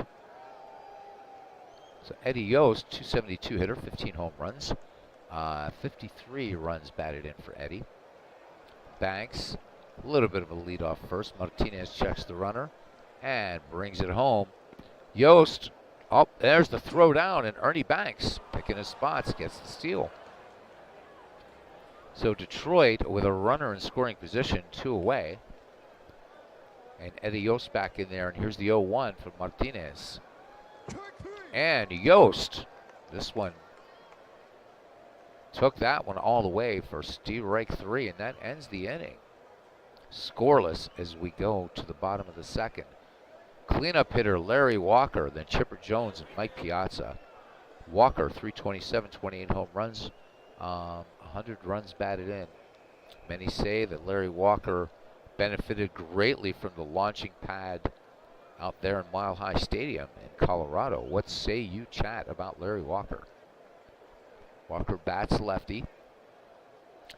Bob Lemon with 1 strikeout. Make that 2. Swing and a miss, and Larry Walker goes down on that fastball by Bob Lemon. Chipper Jones from the Atlanta Braves, 324 hitter, 35 runs batted in, or 35 home runs, 106 ribbies for him. Bob Lemon deals, payoff pitch to Jones. Jones will lay off and draw a ball 4, low and outside. So Chipper Jones aboard, and Chipper has some speed, 13 steals in this baseball history collection. And here's catcher Mike Piazza. This team named after Mike. So Hall of Fame catcher, LA Dodger, 338 average, 30, oh my God, my eyes tonight, 36 home runs, 110 ribbies. And Big Clue talking about Larry Walker. He says true 5-tool talent is one of his favorite players in the 1990s. Well, I feel badly, Tim. I don't know who that is, but for those, so Tim saying in the chat, not baseball related, but Dick Fosbury passed away on Sunday. Wasn't he a basketball? He was a basketball coach, right? Oh man, and memory eternal, Joe Pepitone passed away today, says Big Clue. Damn. Australia, Cuba at 6 a.m. in the World Baseball Classic. First of the quarterfinal matches. never heard of it. Don't know. Isn't he? But isn't he a basketball guy or something? A coach or something? Nope. Never heard of him. Sorry. Never, never, never. So as I've said many times, maybe I've never said this since you've been around Big Clue. I'm not a sports fan. I'm a baseball fan. So I don't know who that is or what that is. High jumping technique. Greatest high jumper in history. Wow. Okay. Well, may his memory be eternal. May his memory be eternal. There was some famous basketball guy that just died. That's who I thought you were talking about. No, actually, nah. So for PE, got to play a lot of baseball and softball actually in high school. So, nope. Never heard of him, but now I'll look him up. I mean, obviously a great athlete. All right, anyhow, back to game action. Jeez, man. So two great sports figures. Joe Pepitone. How about it? What was the book that he wrote? I see the image in my mind. It has like a woman's like a kiss on a baseball. I think that's Joe Pepitone's book. I don't remember the title of it. I've never read it. Lemon deals to Piazza. The 2-1. Piazza grounds this one to first. Hodges to Banks. Backs to Hodges for the 3-6-3 double play. That ends the inning, and we are scoreless. Top of the third.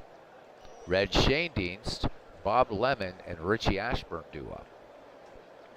Martinez has struck out one and walked one.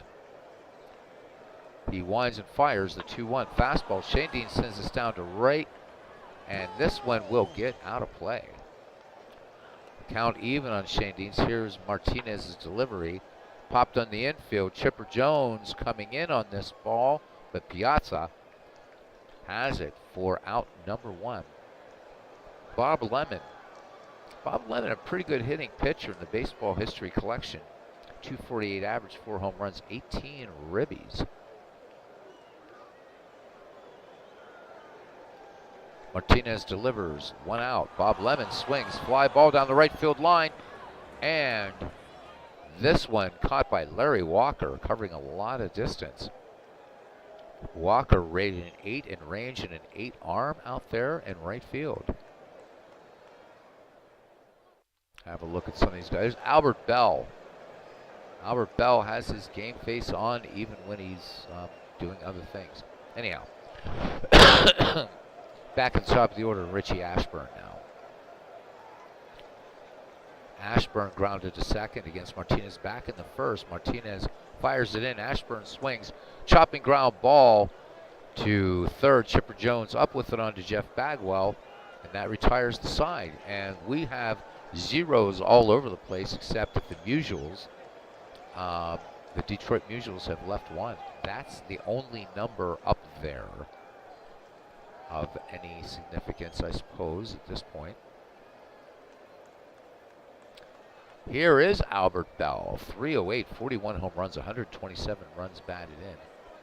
Wondering if he is Clee baseball fans, one of his favorite all-time Indians? Curious. Bob Lemon has struck out 2 and walked 1. Here's Lemon's 1-2 to Bell. And let's make that strikeout number 3. Swing and a miss by Albert Bell, and he will sit down. Bob Lemon brings up his third. Jeff Bagwell, 318, 43 home runs, 124 ribbies. Bagwell, the righty, waits for Lemon's delivery. Lemon has the sign. Here is the 0-1 delivery. Bagwell swings, and that is the first hit in this ball game. Jackie Jensen playing it on the hop there in right. And Jeff Bagwell is aboard. 19 steals in this file.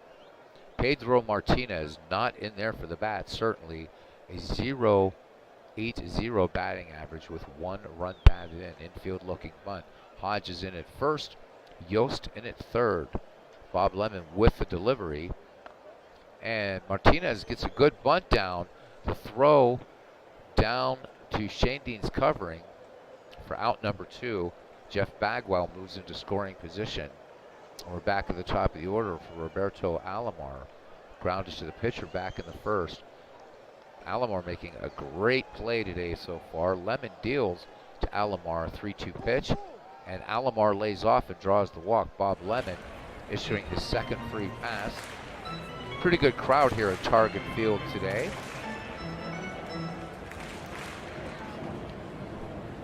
Early April, and for this time in Minnesota, a balmy 55 degrees.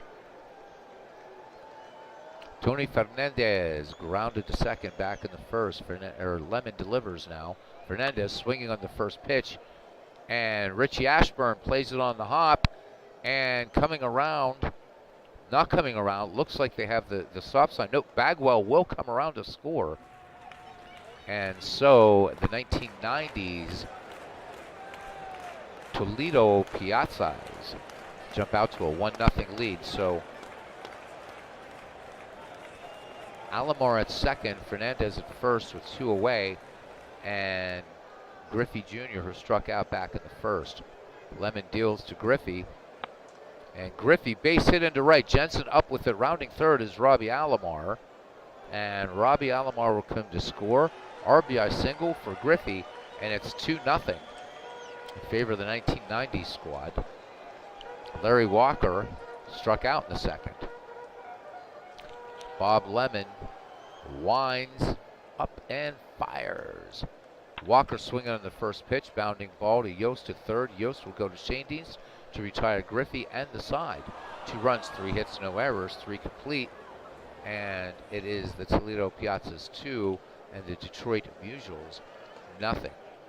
Jackie Jensen will lead it off here, followed by Hank Aaron and Gil Hodges. Jensen grounded first back in the first. As Martinez deals to Jackie Jensen. Jensen swings on this one, chopping ground ball to first. Jeff Bagwell will wave off Martinez and take it to the bag himself for out number 1. And Ken Castro talking about Mr. Fosbury.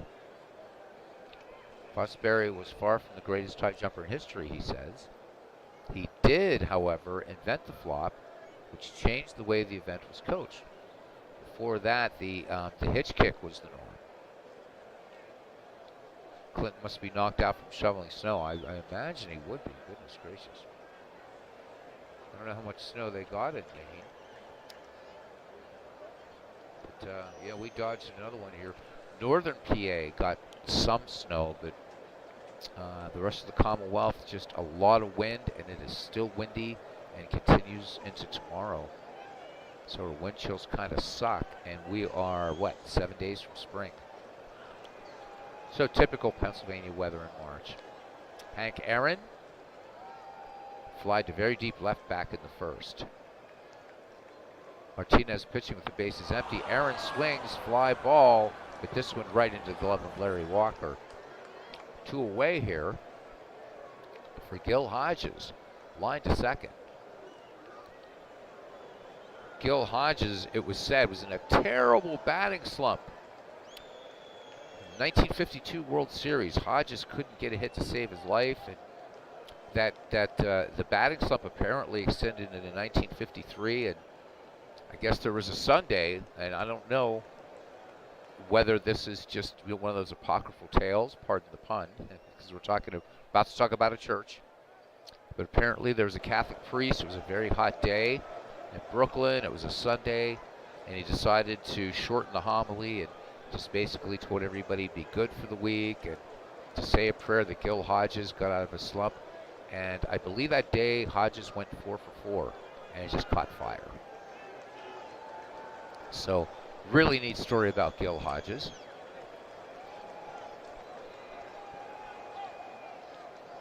Martinez with a strikeout and a walk in this game. Martinez delivers to Hodges. Hodges, strike 3 called. And Bob Lemon picks up strikeout number 3. And that ends the inning. No runs, no hits, no errors. We go to the bottom of the 4th, 2-0 in favor of the 1990s Piazzas. Chipper Jones, Mike Piazza, and Albert Bell do up the number 5, 6, 7 hitters. Jones walks back in the second.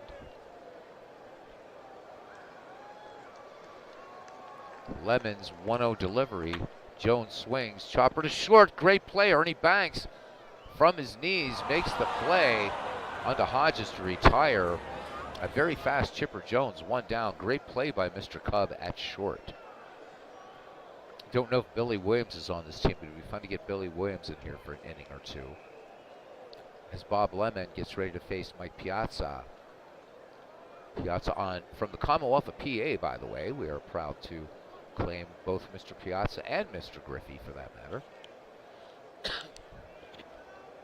He grounded into a double play his last time up. Lemon with the 1-2 delivery. Piazza cuts on this one. Base hit to right. Jackie Jensen has it and gets it into the cutoff man, Red Shandies. So one out. Piazza at first for Albert Bell. Struck out in the second. Serious power hitter at the plate. Lemon uncorks it. Oh, and what do we got? A big swing and a miss. Albert Bell goes, well, it's just strike one. So they were trying something with Piazza, but Piazza unable to get a jump and only 2 steals. Not sure exactly what the Toledo manager is up to here. Up to no good, apparently. The 0-1 delivery to Albert Bell.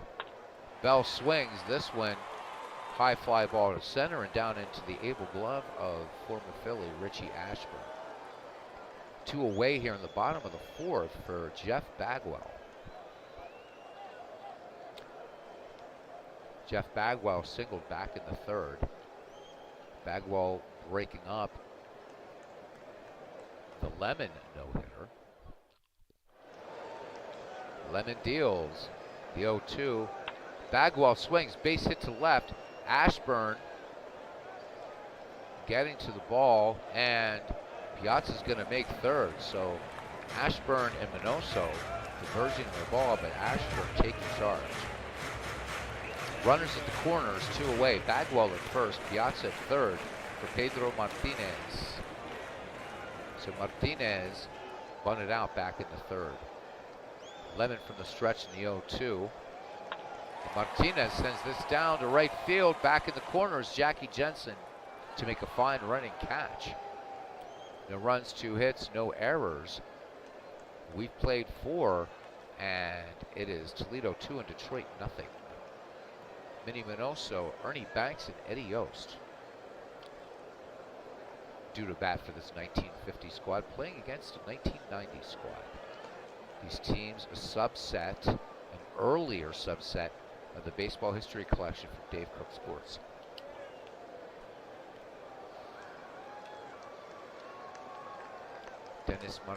Pedro Martinez, 2 strikeouts and a walk.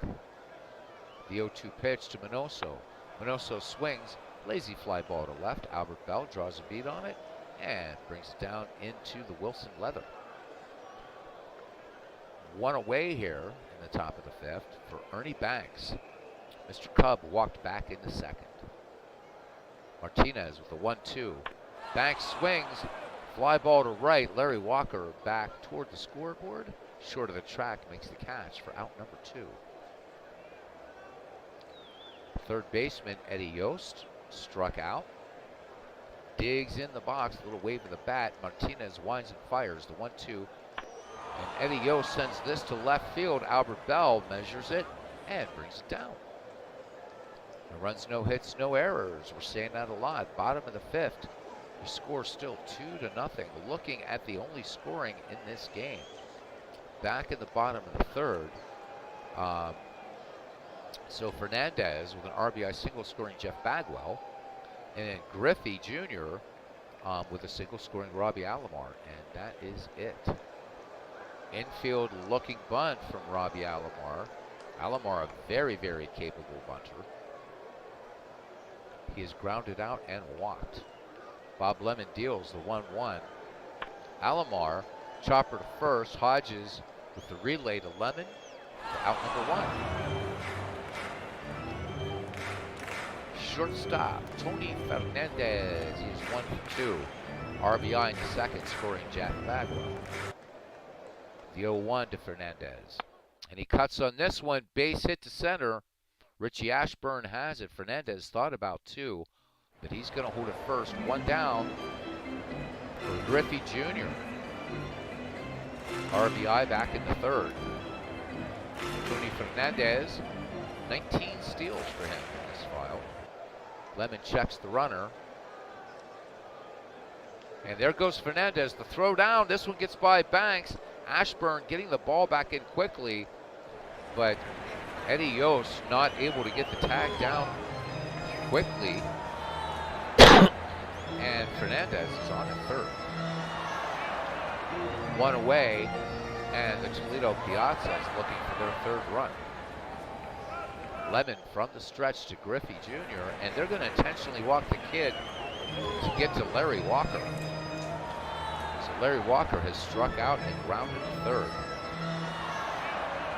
From the stretch, and Griffey gets the stolen base, uncontested. Two in scoring position, one away. Bob Lemon sets and delivers the fastball. Larry Walker, this one getting the inside edge, and Walker looks at a called strike three, and Bob Lemon with his fourth K of the game. Quiet group here tonight, says Todd B. Welcome in. We're in our unplanned nightcap of the doubleheader. We did game one, Todd, of the KCCL tournament.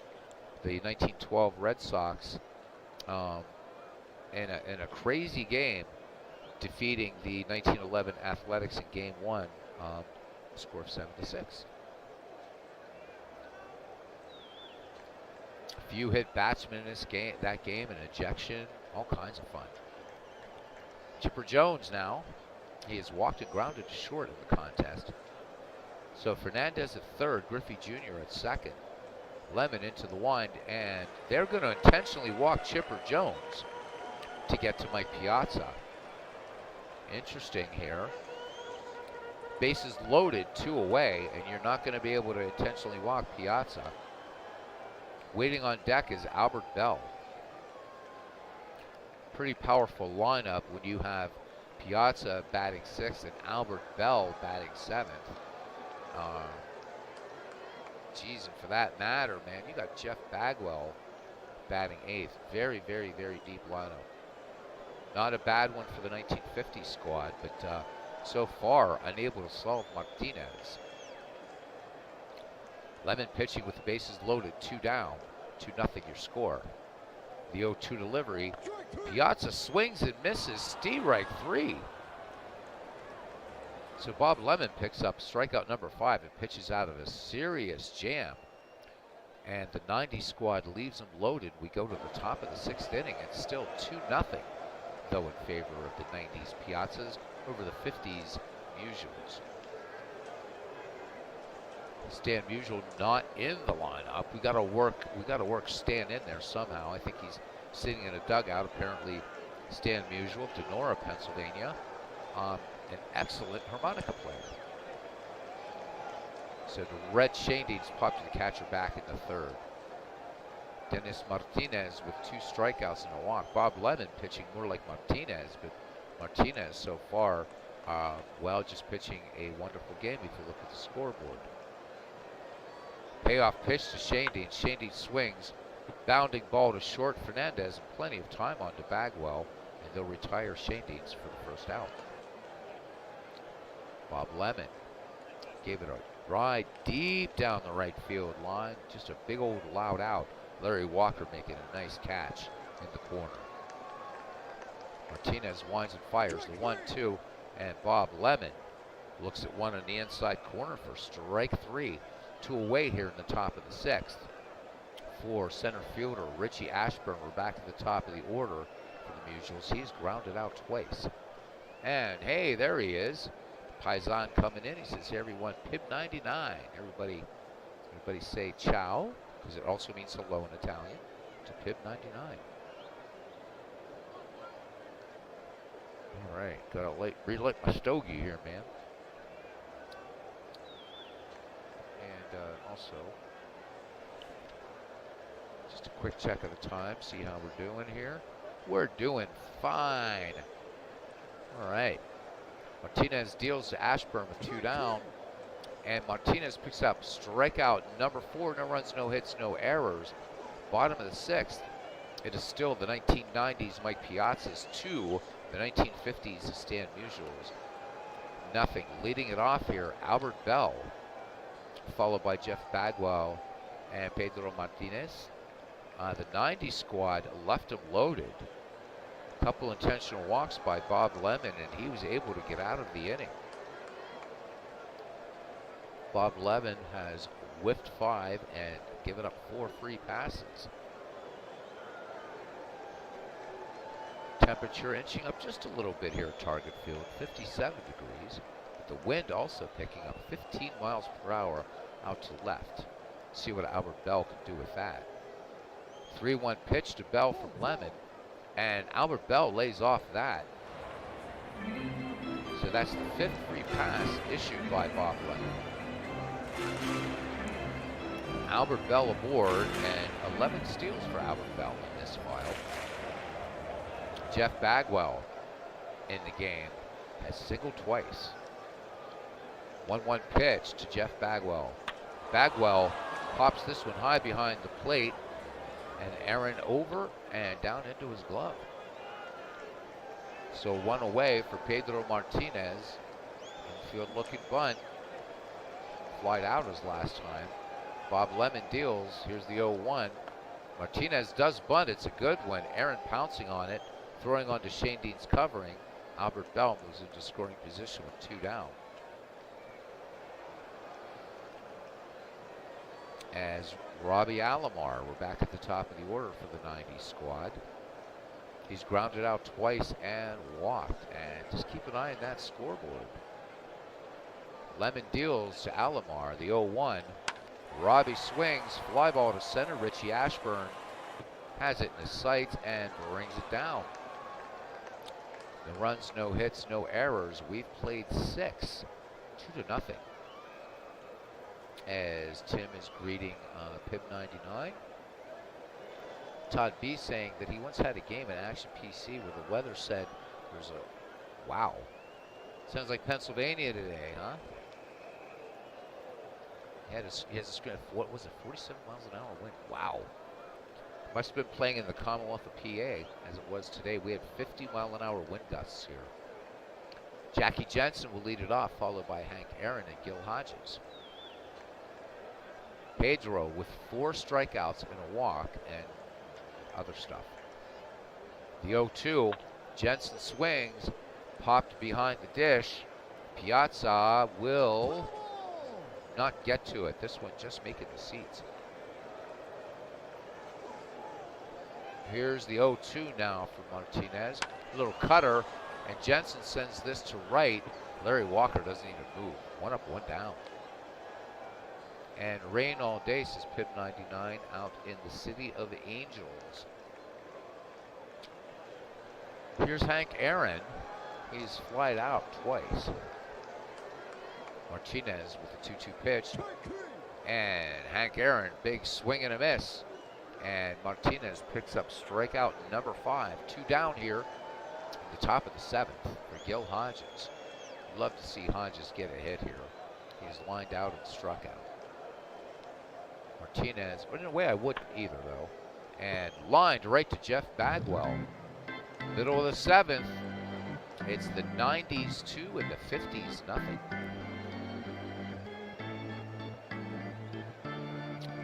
Thank you everybody for coming into the ballpark tonight and having fun.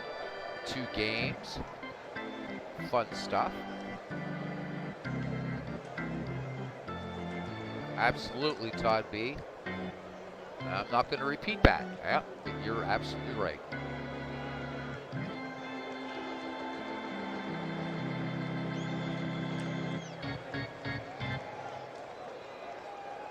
All right.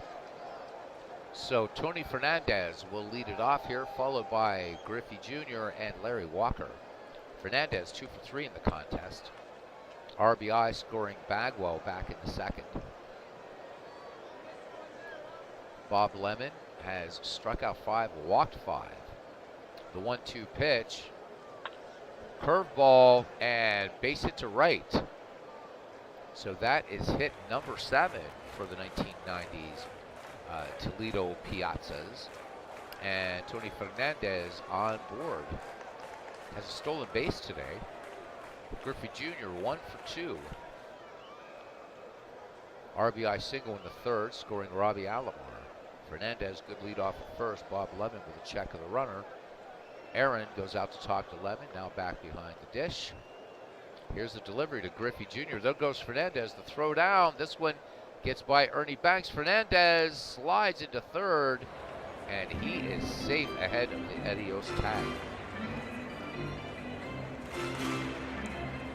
There's a picture of Eddie, kind of looking back to Richie Ashburn and saying, couldn't you have thrown it a little harder there, Richie? Griffey back in the box. Here's Lemon's delivery, and Griffey lays off and draws a walk. So Bob Lemon now has walked 6 in this game. Here's Larry Walker. I'm guessing a couple people in the chat waiting for Larry Walker to do something here, as well as Albert Bell. Some of us waiting for Hank Aaron to do something, and Gil Hodges. Lemon from the stretch in the 2-1 to Larry Walker. There goes Griffey, the throw down. Banks' tag is not in time. So Griffey picks up his second steal in the game. And again, I know, wrong Griffey, wrong picture, correct Griffey though. Larry Walker back in there, the 3-1, and they're going to intentionally walk Larry Walker. So once again, Bob Lemon wanting to see if the magic is going to work. So bases loaded. Fernandez at third, Griffey Jr. at second, and Larry Walker at first. And no place to put Chipper Jones. Jones is nothing for one in the game. He was intentionally walked back in the 5th, walked in the 2nd, and grounded to short in the 4th. Lemon trying to play some percentages here, it seems. From the stretch, the 0-2 to Chipper Jones. Chipper Jones, a swing and a miss. And that would be strikeout number 6 for Bob Lemon. 1 down, bases remain juiced for Mike Piazza. Piazza's grounded out, singled, and struck out. Walker at first, Griffey Jr. at second, Fernandez at third. The 3-0 delivery, and Piazza is walked on 4 straight pitches, and that scores one as Tony Fernandez trots home. And it's 3-0 now for the 90s squad. And Bob Lemon to face Albert Bell with 1 down. Albert Bell struck out, fly to center, and walked. 3-0 your score. 2 runs by the 90 squad in the 3rd, and 1 thus far here in the 7th with 1 away. The 0-2. And this one gets away from Aaron, and Griffey Jr. will come in to score. And that one is a passed ball. 4-0 now for the 90 squad. For obvious reasons, we're going to keep this game going. Bob Lemon deals with 2 in scoring position. The 1-2, Albert Bell, base hit. That will score Larry Walker. Piazza coming around third, but they're going to flash the stop sign for him. 5-0, runners at the corners, and still just 1 down for Jeff Bagwell. Pedro Martinez waits on deck. Bagwell has singled twice and popped to the catcher. Bell is at first, Piazza at third. Lemon from the stretch. First pitch swinging, and Jeff Bagwell. We got a stolen base, so Albert Bell picks up the steal.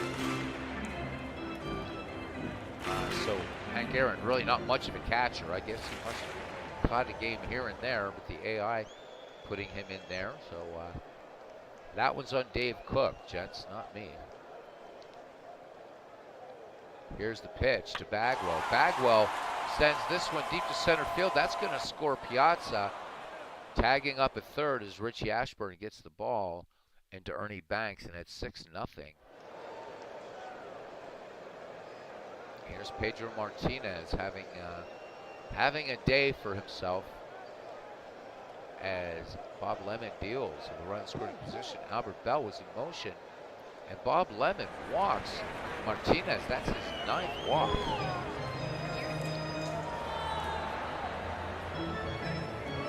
I gotta check something just for giggles. I've got to look at this 1950s. I find this really bizarre.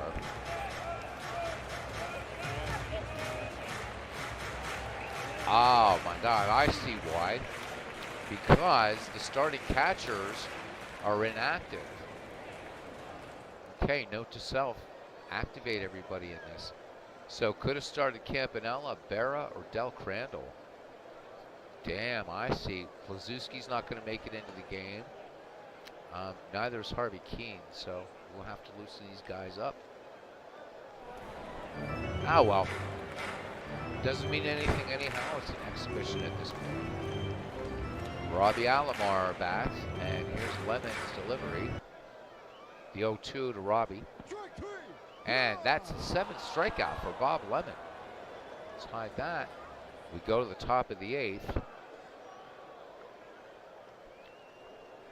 Can't activate these players during a game, so that's why there's a not very good catcher who happens to have who's number 2 all time in home runs. Now we know. Yep, Lemon is getting creamed. You want to pull him? All right. Let's we'll pull Bob Lemon when we get to the whatever. When we get to the bottom of the 8th, we'll pull Bob Lemon. Absolutely. Game doesn't count, so. All right, Minnie Minoso. He's lined out and flied out. Pedro Martinez, 5 strikeouts and a walk. The 0-2, and this one. So what the hell happened? This is one of those weird, glitchy things. Let's see what happened. So Minoso lead off the inning. No balls, 2 strikes. A liner along the first base line. Griffey unable to make the play, so that breaks up the no-hitter. All right, so 1-hit shutout. Wow. Yep, Action PC will just sometimes do that. Bit of a drag, but it's okay. All right, so Minoso ends up at 2nd. Yeah, definitely. What a crappy way to break up a no-hitter, especially when you can't see it done, right? All right, so Martinez working on a 1-hit shutout now. Martinez comes home to Ernie Banks. Here's the 0-2. Banks base hit, clean base hit to center. Griffey Jr. up with it. Minoso's going to score 6-1. The game loses its luster a little bit now. Ernie Banks with a stolen base today. Martinez ready to face Eddie Yost. Piazza has a word with him. Martinez with a payoff pitch to Eddie Yost. And base hit to right. It's falling apart now. Banks tearing around 2nd and around 3rd, and he will score. Eddie Yost going for 3. The throw from Walker hits the cutoff man Alomar. Alomar to Jones, and it's a triple for Eddie Yost. And 2 runs in now for the 1950 squad. And it's 6-2, nobody out. Yep, awful way to end a no-hitter. Undo that play. Yeah, and the thing with Action PC Baseball is we actually can undo that play. That's one of the really nice things about this game.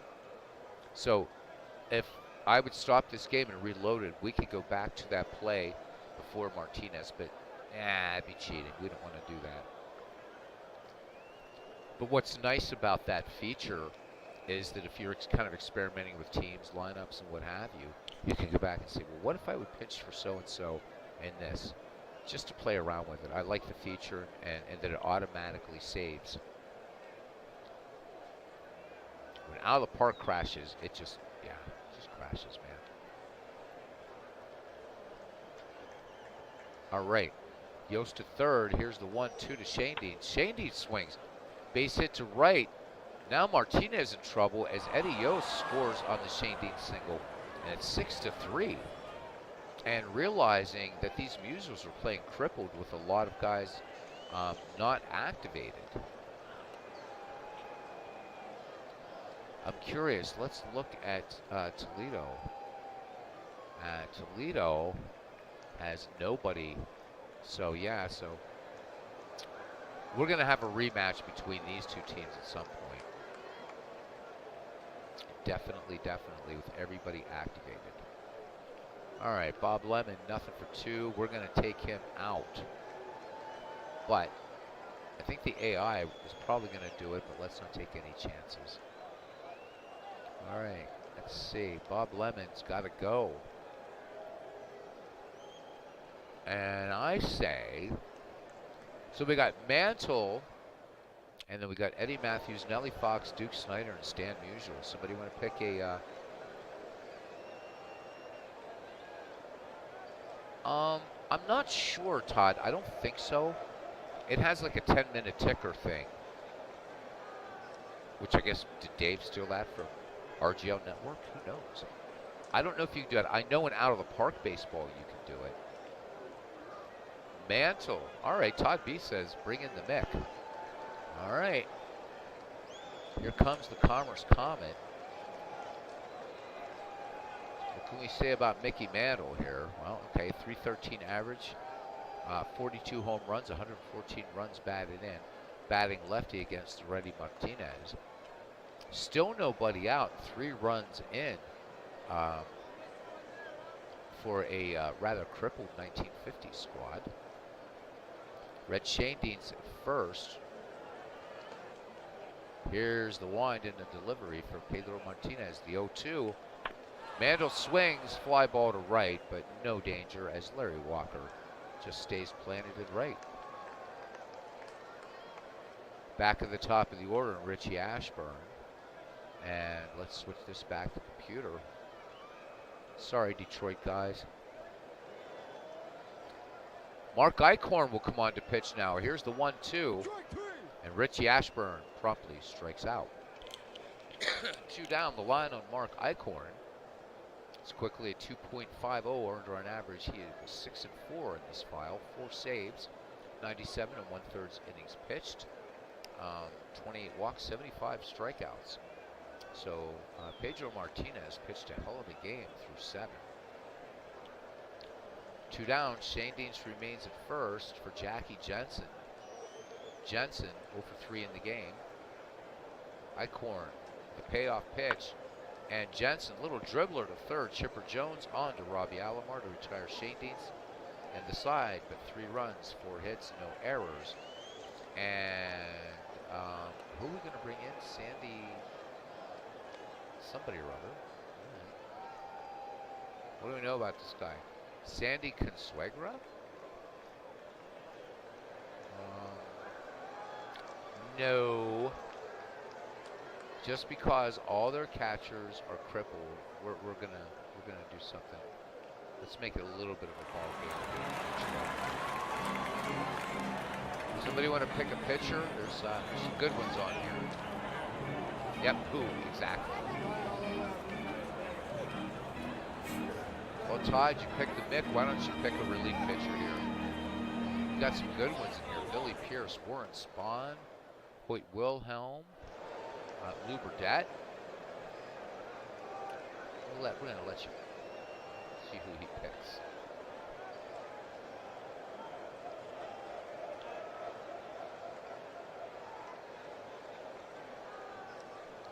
Just want to get a name pitcher in here to give them a little bit of a chance anyhow.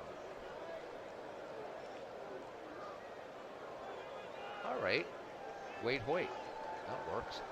Or Hoyt Wilhelm, I mean, not Wade Hoyt. God, wrong decade. All right, Hoyt Wilhelm. Hello, Hoyt. Oh, so what's his name here? Consuegra has to face one batter. Oh well, okay. Well, watch him. This is going to be amazing. So Fernandez is 3 for 4. Watch this. Watch him strike him out. Yep. Payoff pitch. Fernandez swings. Base hit. Or no, not a base hit. Grounded to first. All right. Now, great job there, Mr. Consuegra. But we're going to bring in Hoyt Wilhelm. So there, Sandy Consuegra did his job. Hoyt Wilhelm, 2.31 earned run average. He's 11 and 7, 14 saves. Walk 54, and he struck out 101. All right.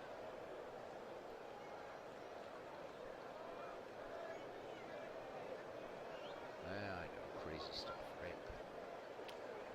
Wilhelm delivers to Griffey Jr. is 1 for 2 with 2 steals. Griffey, ground ball to first. Hodges will take it to the bag unassisted to retire Griffey for out number 2. Right fielder Larry Walker, nothing for 3.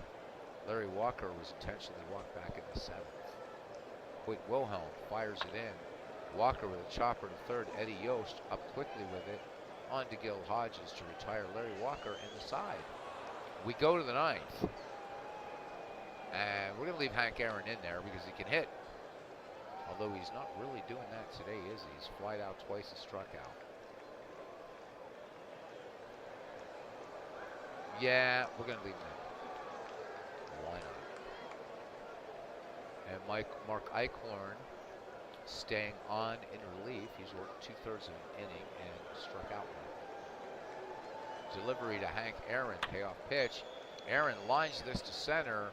Griffey plays it on the hop, and Hank Aaron aboard. Gil Hodges. Big Gil Hodges fan, but we got to bring in the man the team is named after.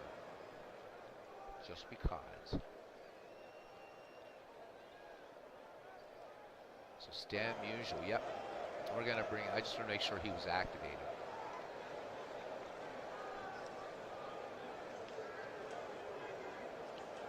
Why not? Team's named after him after all.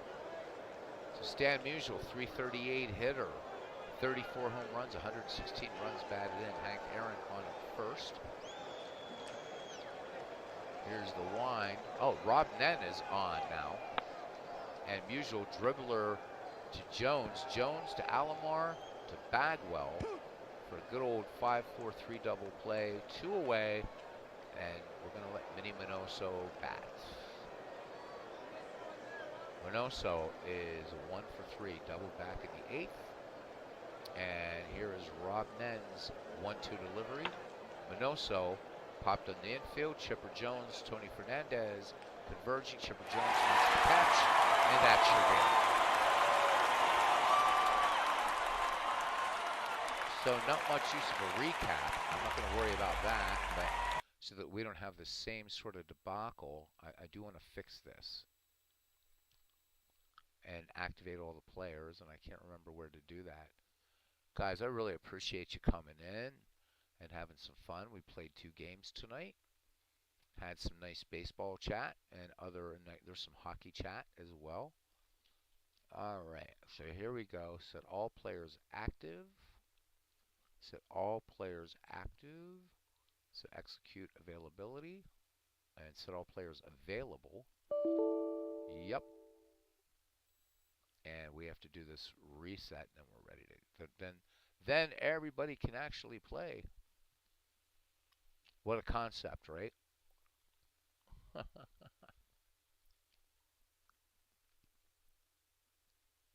right, I think we're good to go here. Yep.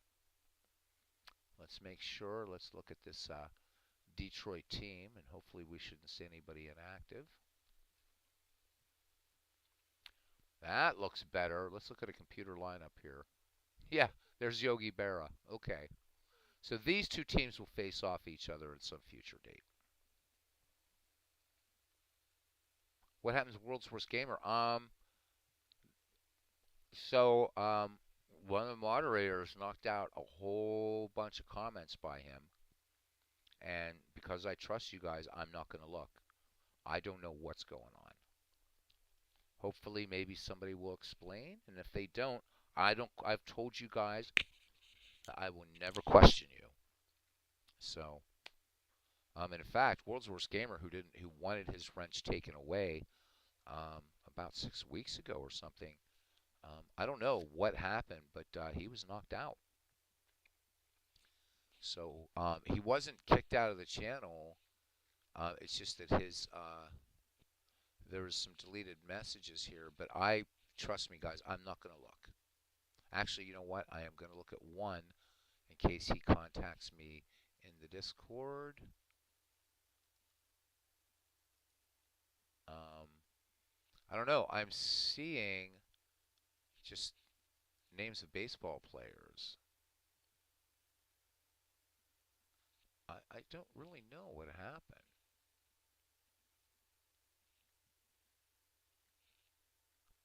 So I guess, yeah, weird stuff, but good baseball. Yeah, it was again my fault for not checking the availability of these players. I should have realized when Hank Aaron was catching that something was seriously wrong. Anyhow, world's worst gamer. Yeah. So I know, and I put all these guys in, but I don't know why. Um, because the message was deleted by MV. So I have no idea why that even happened. I really, really, really don't know. So MV might have made just some sort of mistake. That's not like him to just knock somebody out.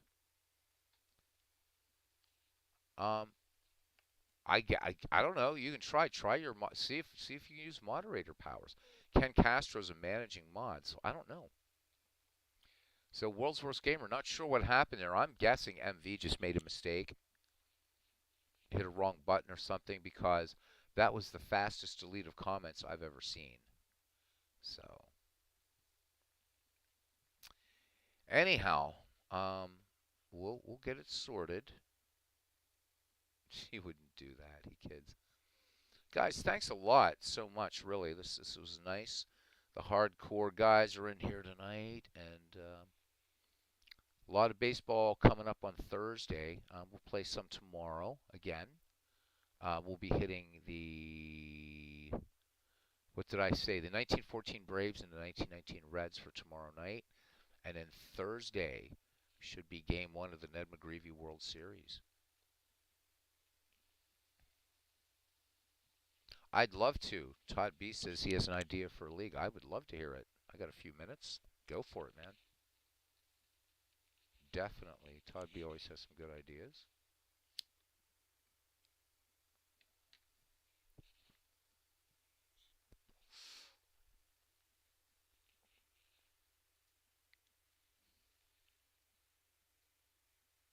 Oh, you guys are welcome. So, Ken and Big Clue saying thanks for the double headers and all that kind of stuff. You guys are very welcome. Okay, he says he stole some of this from Big Clue, but here's the premise.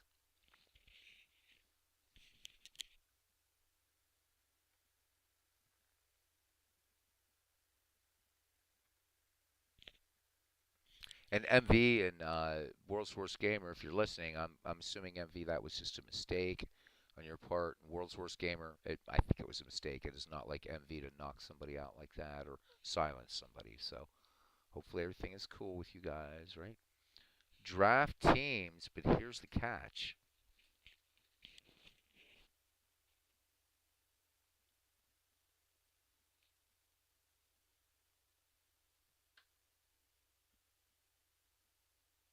Take your time, Todd. We're good, man. You don't have to like type fast or anything. Just having a stogie here while I watch. When it's your turn, we randomize a year and you get to pick from that year. That's interesting. I kind of like that. So Todd, in that league, would you also like so it's a randomize year? That's interesting. I like that.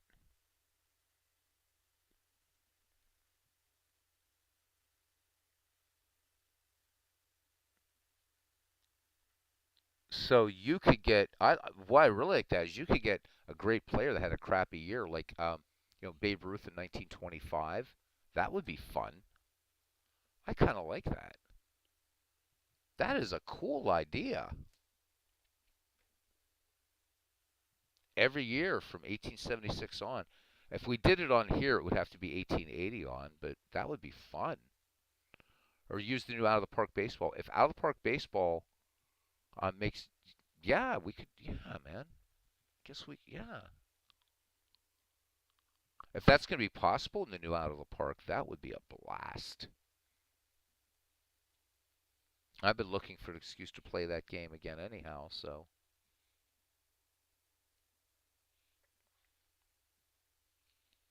that is a cool idea. Hmm. And it'd be easy enough to find a number, just a number generator to do something like that.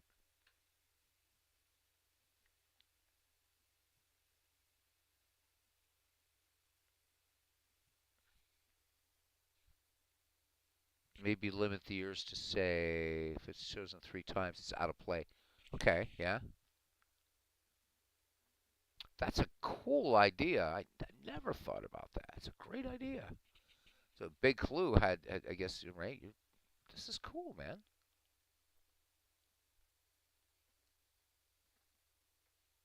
Todd B. Make you think and draft for needs. That is very, very true. What do you guys think about that? Would some of you be on board for even just as a fun kind of exercise and let it auto play and see how you did? Like we could pick it, set it up, do the season, and just auto play the whole damn season and hang out and talk some baseball and watch the standings moving up and down. It wouldn't even be something we'd have to play. Like we wouldn't have to play it at all. D. Scott Howard asking for for some clarification. He says random year or does the drafter pick the year?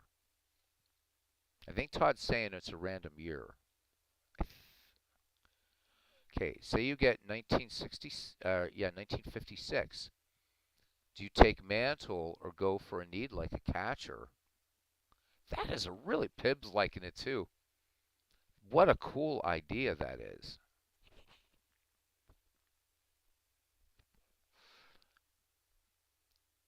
It'd be right now the between Out of the Park and Action PC. Why it would be easier in Action PC is all I'd have to do is just install all the seasons, and then there's no like you'd be sort of drafted. What you get is 1956. It's like okay, who do you want? And yeah, I mean that would be fun. Let a random number generator do it. Bring up that year, and you draft one player from that year. And yeah, if it's 3 times and then that year's out, I like that. What a cool idea. If the new Out of the Park baseball has more robust drafting, I know you have that the random year debut stuff, but I've never messed with that in Out of the Park. Well, if yeah, I mean, so would I. I mean, Out of the Park. I mean, I've saw a little tiny teaser, and the graphics are looking better. We'll see what they do. We'll see what they do. I'm not getting a. They're so tight-lipped. They drive me crazy, and we're 10 days from release of Out of the Park 24. Maybe we can. There is another way we could do it. Actually, I think in Out of the Park if they don't implement that. But I have to look at. I have this big Excel spreadsheet that has all the comma delimited stuff you need to draft players in Out of the Park baseball. Randomize the year for the park for your park too. Why not? Now here's the thing with that though. Okay, so luck of the draw, so to speak. Absolutely. However, you do know, Todd, that like if we set it up like that, you do have to that out of the park. Oh no, it doesn't. It doesn't force you to randomize through year. You can do like cross arrow or something like that. So it doesn't force you to select a year. That's pretty cool. Sean DeMarco. Hey, Sean, how you doing? Welcome in. How the park did one today. Have to check it out. Says what the heck? Oh, it's yeah. What am I thinking? It's World's Worst Gamer. We're trying to figure out what happened, man. I think MV, who's long gone to bed, dude. That's why I'm glad you were listening. Yeah, because I looked back and I said I usually don't check on mods. I'm like, what the hell's going on? And all I was seeing was your lineup. And I think MV, there's a way that you can silence somebody. I'm betting that he just hit. Um, Probably joking around because you guys are with Alomar and Fernandez. I think it was just an accident. MV is not a guy. It's going to be somebody who's just going to knock you out, buddy. So sorry that happened, man. Because I looked. No, no, no, no, no. You didn't. You didn't. I think MV made a mistake because I can mouse over any, and I can. This is one power I have over all the other mods. I can take anybody and silence them all at once. And I think he accidentally did that. I think maybe he was messing around or what. So no, man, you're fine. I know you're a stand-up guy. Are you unable to get back in here as World's Worst Gamer? Let me know because if you are not, of course I'm gonna let you back in. All I have to do is go back into mod controls or my own controls and just bring you back in.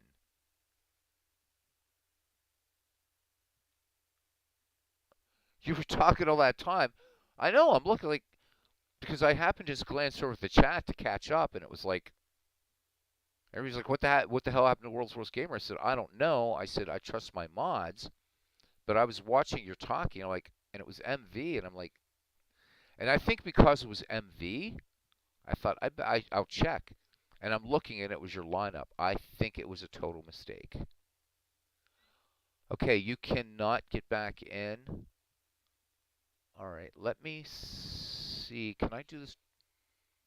I can't do this during a stream, but I'll get you back in. I'll get you back in. I'm sure it was a mistake because all that was hidden was just the lineup that you were making. So I'm sure it was a mistake, man. Yep, I will definitely take care of it. I'll take care of it tomorrow because we want you in here, man. Again, what did I tell you last night? You can have your wrench back anytime you want it. You're the one that wanted it taken away. You're in great standing in this channel, pal. I don't want you knocked out. Not at all. So, and I don't think you can go back and see, but I really think that it was that command. I forget what it is, but you can just boom, and you can knock everybody's one person's comment, all of them, from that point on. So I would definitely, because I know you'd rather be here as World's Worst Gamer, and it will be that.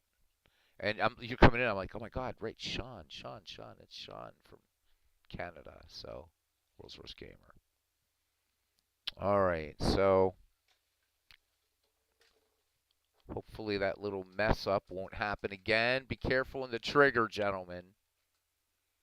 Be careful in the trigger, because if somebody gets knocked out and I don't know it, because I don't want to check. I don't want to check you guys. You're all good. I don't want to have to. I don't want to do that. And I know that was. That's why I just believe it was a mistake on MV's part. So, and seeing is right now it's super early in the UK. Won't be able to just say, "Hey, dude, what happened?" But we'll get it fixed up. All right, guys. So thank you. Um, it was a lot of fun tonight, especially that first game. As far as Pedro Martinez, it kind of sucked that no hitter got broken up. So we'll go at it again tomorrow, and then Thursday, hopefully, after Midlife Crisis has a chance to look at his rosters, we can get into Game 1 of the Ned McGreevy World Series. Best just 3-game series and done.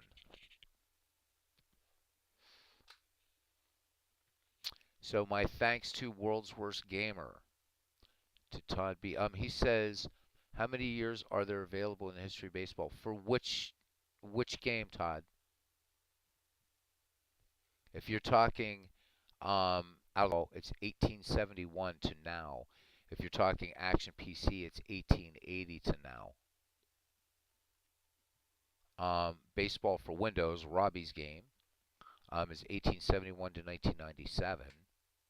So I don't think I wouldn't want to do it in that.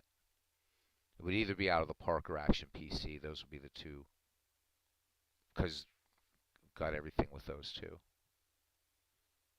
Baseball Mogul only goes back to 1901, and I think Pure Sim's just too buggy to even try something like that. So I'm not receiving enough video to maintain smooth streaming. Oh well. All right, we'll talk more about Todd's project and his idea.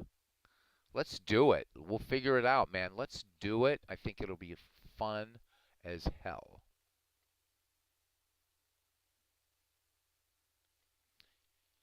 Just noticed that Steve T. is Terry Forster's nickname from David Letterman's Full Tub of God. Didn't know that.